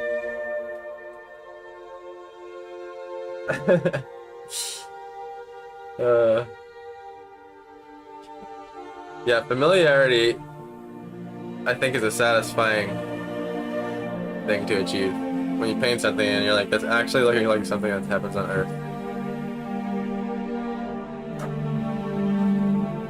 Okay, don't want to go too dark with this though. So I am going to take caution and add a bit of white, as Bob would say it. I don't know why he did that. He just had fun like pronouncing the H. White. You guys ever seen the Bob Ross spoof with the dude and he's like making fun of all the colors? That shit's hilarious. Like, first take some dad's watch. Just like the colors names. And you made fun of him perfectly. Now what I don't like about my color, let me get my test paper here. While I punch the camera for the 7th time, because there's just like a stick coming down from underneath it.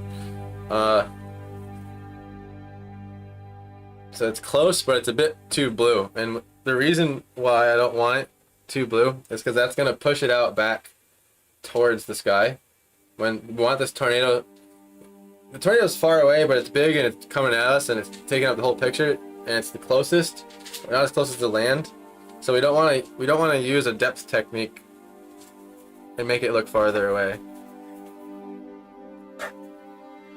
And long story short, anything that starts taking on the color of the sky starts looking farther away. You can create depth without knowing anything about perspective.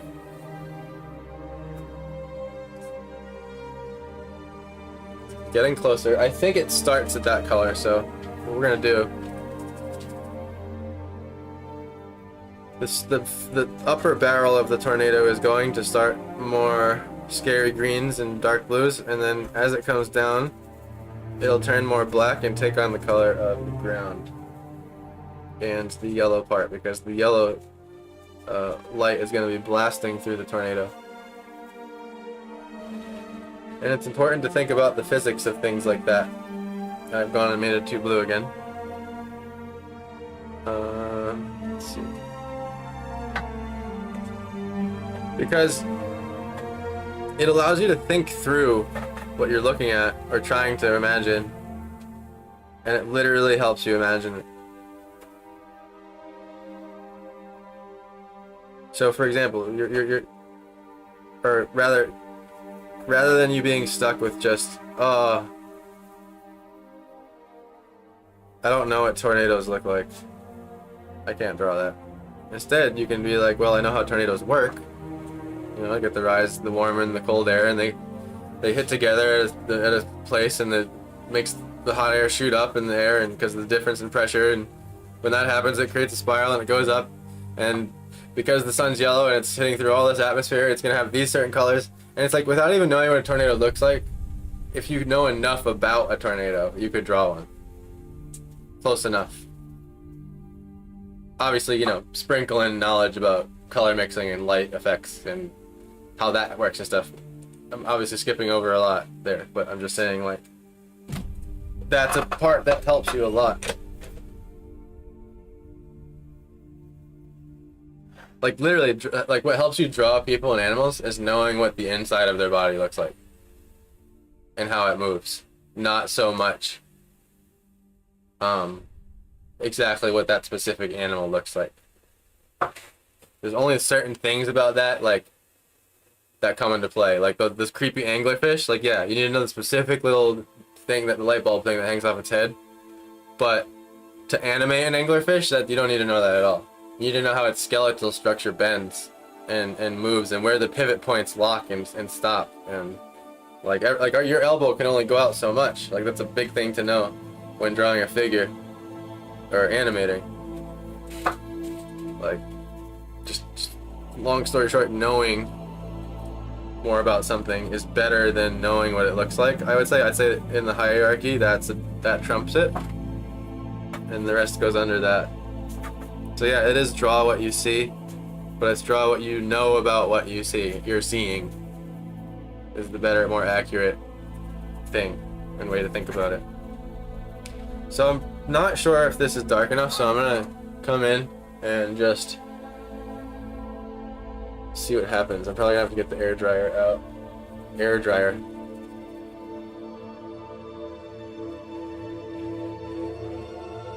And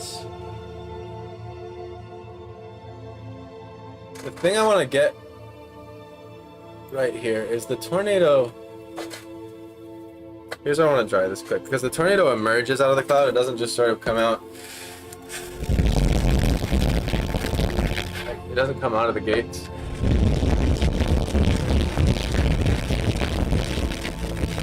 Yeah, so there we go. Glad I did that. See how fast you can. It's one of the best tools, man. I wish there was like a portable battery hair dryer. I'm sure there is these days. That'd be a good birthday gift. No, I'm kidding.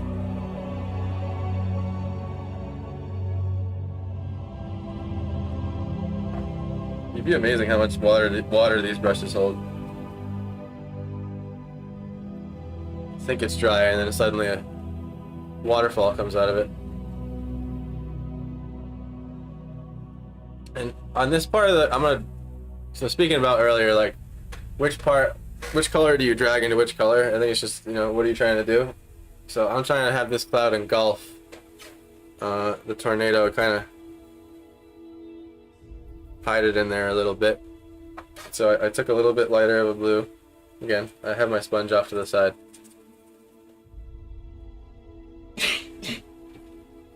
And probably the chisel blender might do me better here. Careful not to go over that nice little green pocket. I like that. Continue the tornado now with this color and see what it looks like after it dries. I'll do another little test. Whoops. I'm telling you, I'm going for a wacky sidewinder here.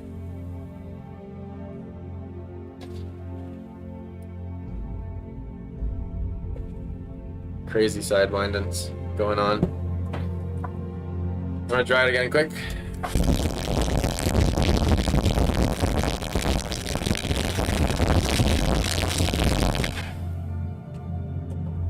I think the most tweaking is going to come in this tornado, just for my personal sake, just trying to get it to look just right. Because tornadoes are like, they're like trees, like they have their own character to them.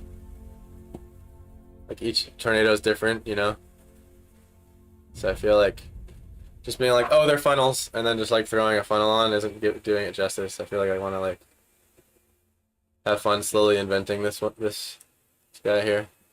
It's a male tornado. Yeah.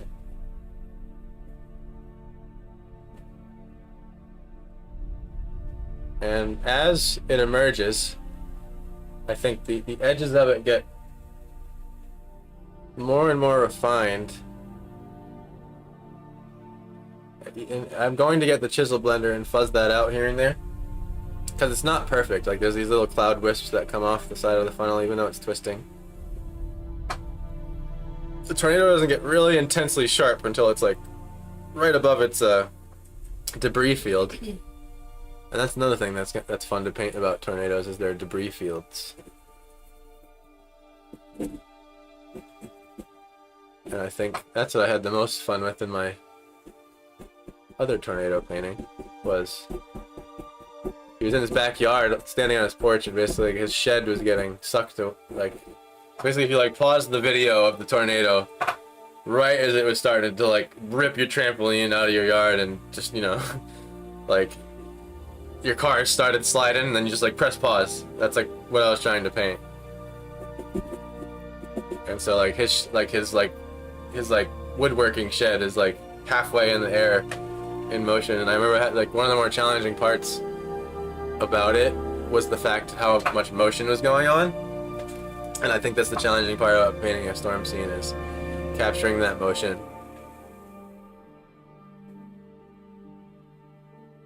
Because there's all this like blur happening, right? Because when things are moving and you pause the video, you get that onion skin effect.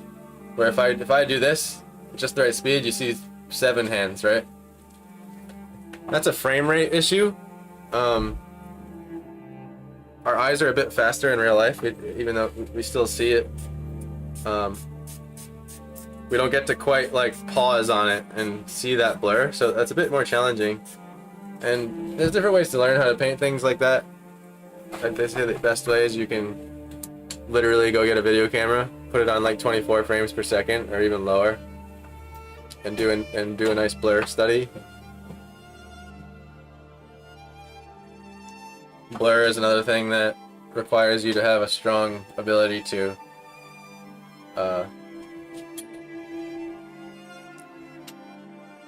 blend. Let's see. So I think I made the curve on that a little bit too crazy. A little bit too crazy. And it makes us feel like we are a little more underneath it than I would like.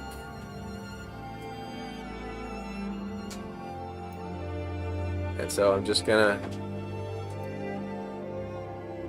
take out that curve a little bit more. We'll get concerned with highlights and stuff later. Bring it into here. Okay. And I'm not gonna hair dry that. We know now what happens. Get back into my dark tornado colors. Which I like, by the way. Just dark enough, but it wasn't too dark. I'm glad I added a little more emergency white. I do want to start now getting a little bit away from the bluiness and get a little more mean black. Get the tiniest hair of Prussian blue and throw it in there. Very little. And get my test paper. I'd say it's still the same. So I'm going to step off to the side here. I'm going to get more pure black right here.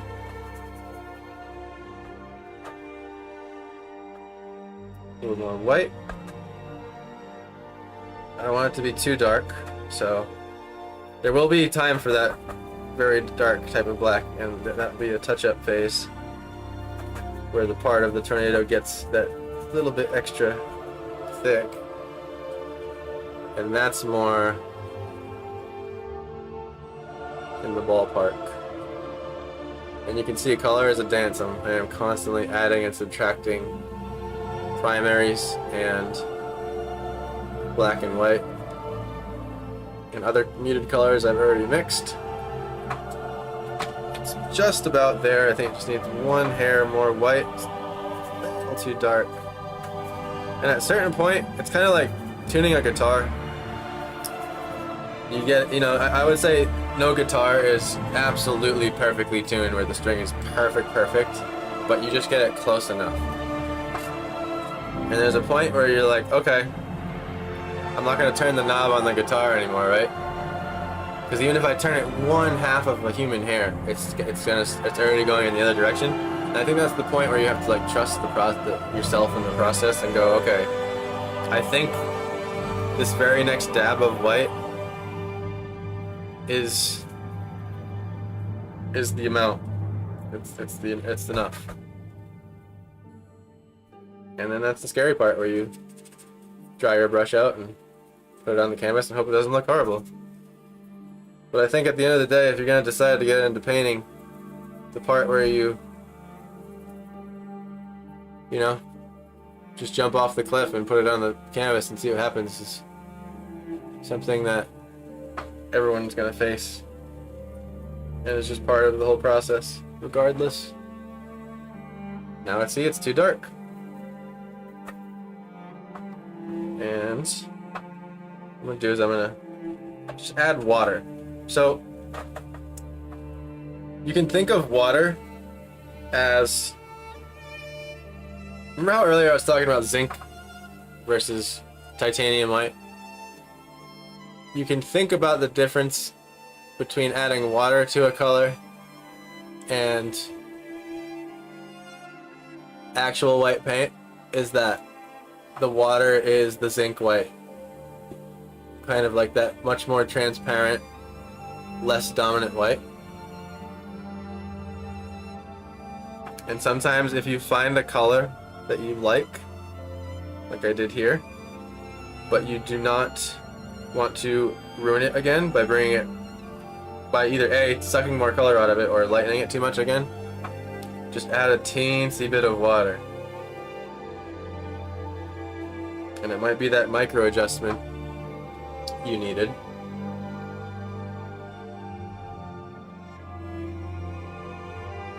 And here, unfortunately, was not dry yet.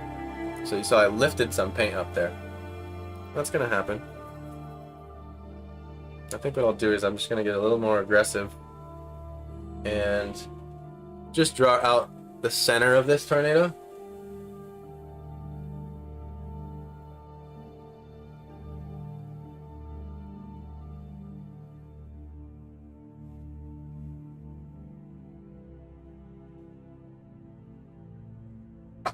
It's forming, run! Get to your basement. Here's rotation.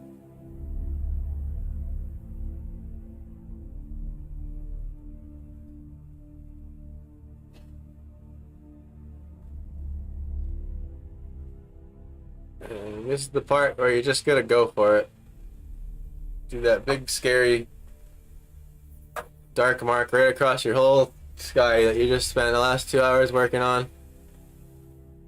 Just go right over it. Not a care in the world.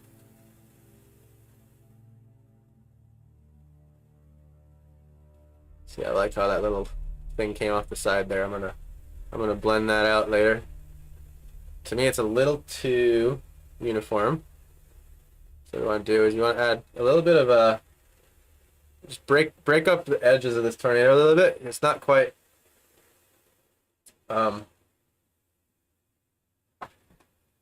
it's not quite that perfect. So I'm gonna grab a clean brush, just a little bit here. I'm gonna pull into the funnel a little bit here and there. And what's fun about this is I know already that I have let this cloud behind here dry long enough to where I don't have to be too scared, as long as I'm gentle, about pulling a little bit of this dark paint that I've applied already. If it's dried enough, it will not pull it off on like the first first to second stroke. I stress that enough because if you start doing this, start digging, you will lift it back up. But you have a couple before that happens. And again, this is my tornado, so I don't care if it's perfect. Actually, these type of tornadoes are very imperfect looking anyway.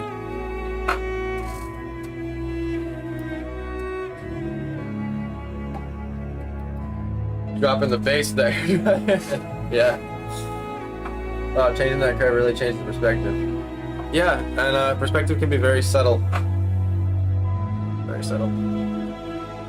Talking the difference between a half a millimeter sometimes, depending on your subject matter there.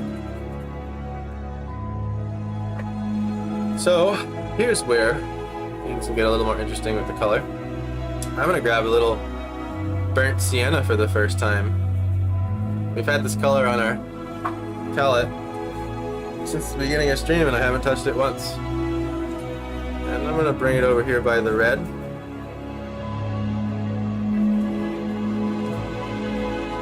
And mix it in here. Then I get some black. And I'm mixing that in near my Prussian blue.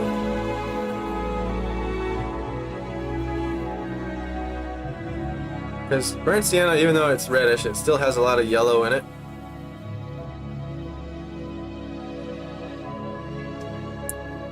It's where you're gonna get some greens, stuff like that. And it's always good to grab a little bit of white and see what you made. Okay.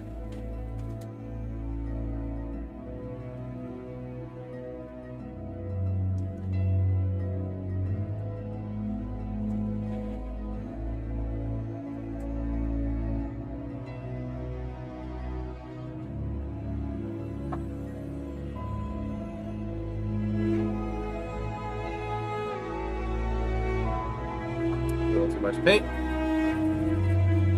Take more paint off. And here's where we're gonna start getting a little wispy with it. And a little twisty with it. And I'm sort of just drawing that out.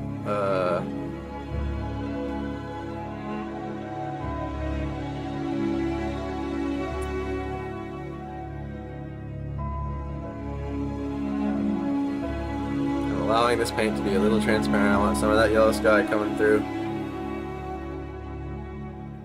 And now here's where we're gonna grab a little bit of that, more of that burnt sienna. Maybe a little bit of flame red. But the reason we use mixed colors like burnt sienna is because it has the qualities of red and yellow at the same time, and it helps us to stay in ballparks easier than if you start grabbing pure pigments. And that's a mixing preference, by the way.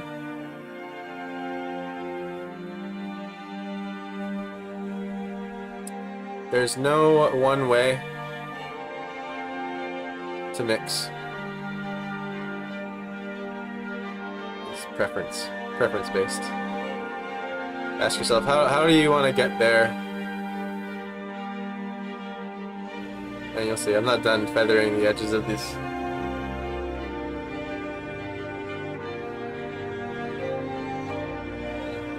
Here's where I'm going to push my brush all the way until it's completely dry. Oops. I'm going to grab some of my yellow sky color that I made earlier after I cleaned my brush. So I don't want to contaminate that pile, but I do want to grab some. Grab some from the side here. I'm going to toss it in. This burnt sienna and this blue. Dry our brush out again, come back, see what that looks like. I like it. Just gonna run with it. It's pretty much the color I was going for. And that's, you know, that happens more often the more you practice. Guessing like that. It's also being aware of a few things. One, I know that this sky is very yellow and that this is transparent, so it's going to... That yellow is going to help me.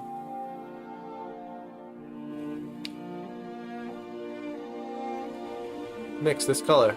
And now keep in mind, this tornado is in front of that whole cloud front way back. So this debris cloud that's getting kicked up here is going to overlap all that stuff. And you can see how the edge goes through that nice transparent thing there. I'm not quite sure how to help you with that. Oh, not talking to you, Alexa. Did I say that word? I didn't hear myself say that word. quite sure how to help you with it. Well, I'll help you with it. Yeah, what's cool about these debris fields is there's like the core of it, and then they get like sucked up a little bit, kind of. It's pretty messy. It's a messy situation.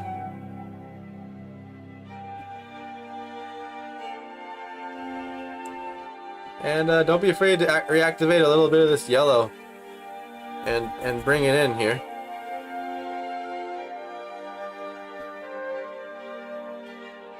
Because it's so part of this color. Because the light is so bright here that we don't, like, we want this to mix. That's what I'm saying.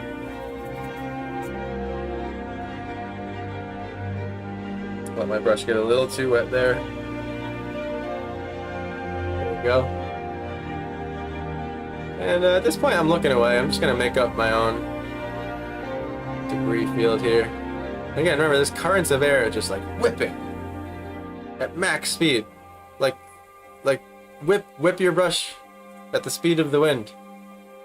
And like you'll get wind effects.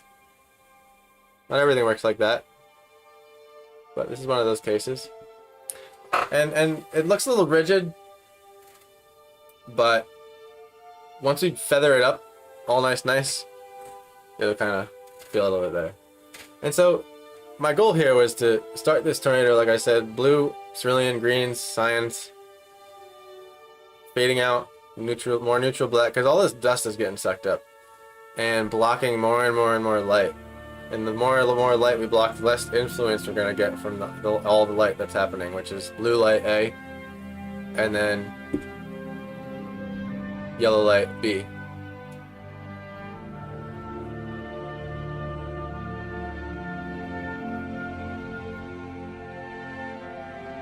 And full disclaimer, we're not going to finish this painting on stream today. I don't think, at least. Pick it up next time. However, that's because I'm having lots of fun. And when I have fun with a subject matter, I need to flesh it out. So this will be to be continued. You should be careful. I dug a little bit too much there. Get my spritzer bottle. I think the last thing we're going to add before this stream's over is we're going to just add that little chunk of land on the bottom. We're not going to render it. Grab more of my burnt sienna. Mix that Prussian blue with it. Cancels it out a little bit. That little bit of red in there. See, burnt sienna is more yellow than red. And that little bit of red in there is going to cancel it out, but keep it brown. And that's what's cool about the mixed colors. It's like, at which degree are you canceling out which primary? And here it turns out a little bit more wet of a dry brush. And right here is where I'm going to bring out a first little spiral swirl here. It's almost like, you know, like the barbershop symbol thing, whatever, barbershop spiral candy cane thing. That's kind of what I'm, but it's subtle. You don't want to make that so obvious. And then I also want to darken the lowermost portion of this dust cloud, and I actually pulled that a little too far out. I'm gonna clean my brush and grab a little bit of this sky white here and just drag it back in, smudge it a little bit. I even could have dry brushed that. I went back to acrylic for the last several paintings because I don't know, it's just, sure how to help you. did any of that in the last sentence sound like Alexa? But anyway, I was on acrylic the last few paintings, so It's funny, like when I started painting gouache today, like I had that moment where I was like, oh no, I'm feeling a little rusty. Actually, this yellow part is so thick with paint that literally it's like having paint on a palette. I should have just came in with a wet brush like this. A dry wet brush. Sort of push that back a little bit. Let the colors get weird there. Now, oh, I still have this darker color here. Pulling a little black again. A little burnt sienna, a little black. A little white. A little Prussian. Muddy colors are like pretty much every color. So it's better to think like, is it warm or cold, than what color is this muddy color, because every muddy color is like 17 colors in the same color. That can get complicated and kind of useless. It's not gonna benefit your process. Try to like maybe carve out another little spiral here. Little spiral highlight is coming down.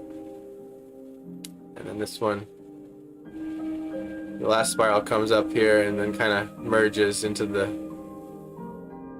tightly twisting part. And that's something I know that's there, and I'm gonna bring out in round 2 with when we render this guy up.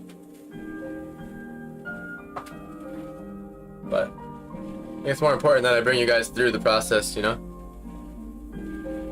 A lot of the times people have struggles just starting a painting. You can see, like, with painting, it looks a lot like nothing for a long time. You sort of have to trust the thing you have in your head and just move towards it to the best of your ability. I think other mediums maybe provide a little bit more of a security blanket. Like, for example, if you're like drawing out something really specifically before you paint it, that could help, you know, in the sense that you're like, oh, there it is, you know, that's what I'm drawing. Now I just color it in. Versus like, I'm blobbing around for 2 hours and then suddenly it starts looking like something. Okay.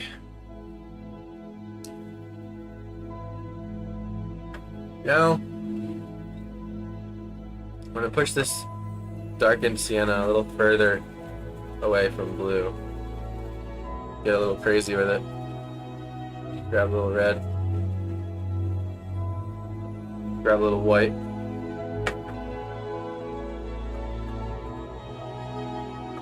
Have it this kind of warm, maybe even the small dash of yellow. Nope, that brought it a little too green. See, the sienna's the better choice in that case. What happens with these pure primaries that are fully saturated is that if you're not careful, they sway too much. And if you know what you're doing, it doesn't matter. You can always find your way back to the color you needed. But I find that because I didn't know what to do with all those pre-mixed colors for the longest time. I had them. I didn't know where to use them or how to use them. And finally get it now. Thanks, my guys. It's such a great way to spend time on my Sunday. I'll make sure to tune into next time. So glad you tuned in, man. I hope you enjoy the rest of your Sunday and this. Hopefully it's beautiful weather for your garden. I imagine if you're growing things, it is. But I really appreciate you tuning in. Thank you. The new schedule, remember, is Friday and Sunday, 9 starting time to whenever, I guess. I'm trying to stop by 11, but I've failed twice in a row now. You can hear my love laughing in the background as I say that. Even if she's not actually laughing, I could like hear it in her mind when I said that.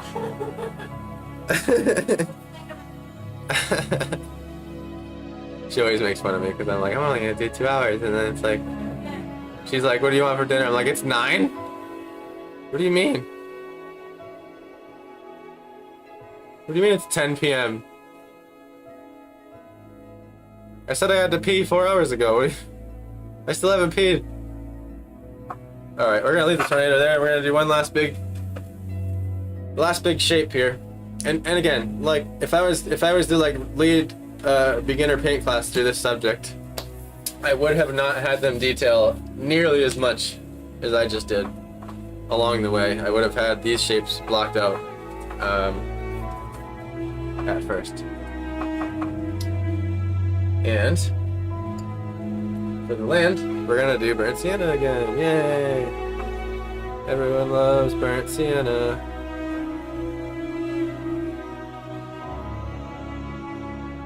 Great color to use when you're painting Arizona stuff, by the way. What do I want to do with this color? Honestly, this color needs to go hang out over here and start mixing with this soup. Color wiggle soup. That's what I've been calling it today.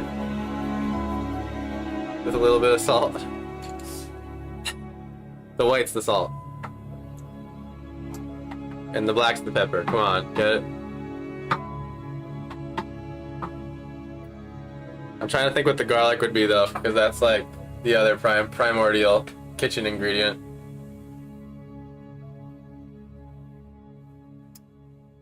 I'd say the garlic's just like gray. The garlic's like a neutral gray if you had it on your palette, which they do mix neutral grays, and I use those a lot in acrylics. They're nice.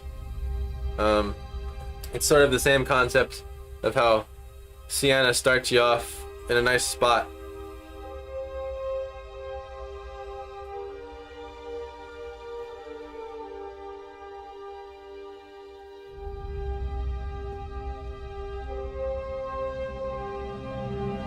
Sometimes, because the thing is, here's the way to think about gray paint if you're mixing with it. It's black and white at the same time, right? So that's what colors you're mixing into the color. So you need to account for what black and white does at the same time to a color. So like yellow, for example, because yellow is a fun one with black, is you add black to yellow, it's going to turn a foresty muted green. Depending on which white you use, or sorry, depending on which black you use, but generally that's what's going to happen. And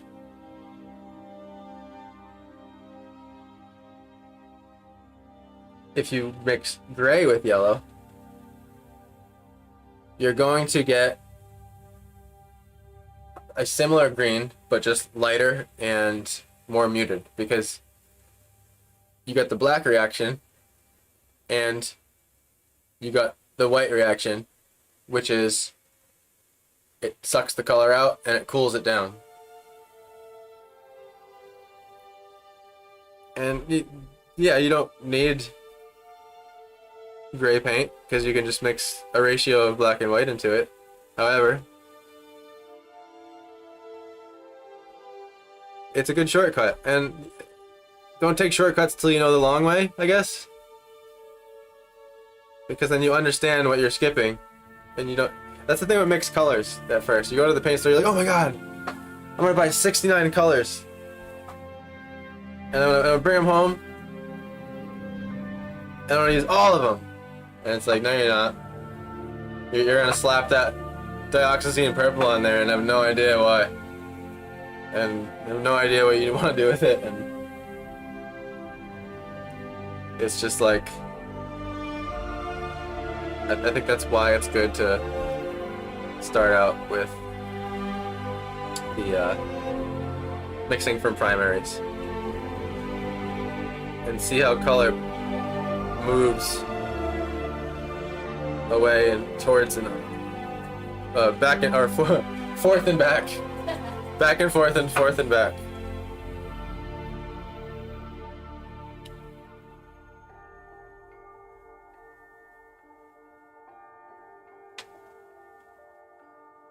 Okay. Something like this.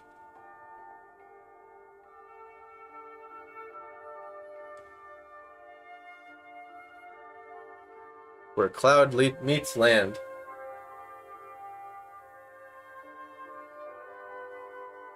Now when I cut these horizon lines, I like to start a little below where I know I want it to be. It just comes from experience where sometimes you go a little too high, but then like you can't fix it because now you're just going higher and higher and cutting off more and more of your sky, and then suddenly now you're looking lower and lower in your perspective. So it's also a good rule of thumb if you're painting a house and you're cutting lines. It's actually one of those things that came from painting houses into painting pictures. And here I am going to dry brush the rest of this here. Let that green continue to show through. Because the underpainting isn't just about land, or sorry, the sky, it's about land too. Shows through both. Not quite as much on the land. And happy with that. For some reason, I don't know what's causing that. Oh, I know what it is. Okay, so there's a little bit of a hill. Basically. And it just doesn't translate like one. And it's making the very top part of the horizon seem darker than everything else, which normally wouldn't make sense, but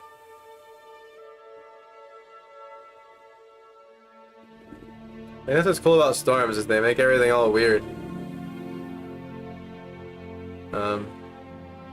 Normal sky and lighting rules get broken.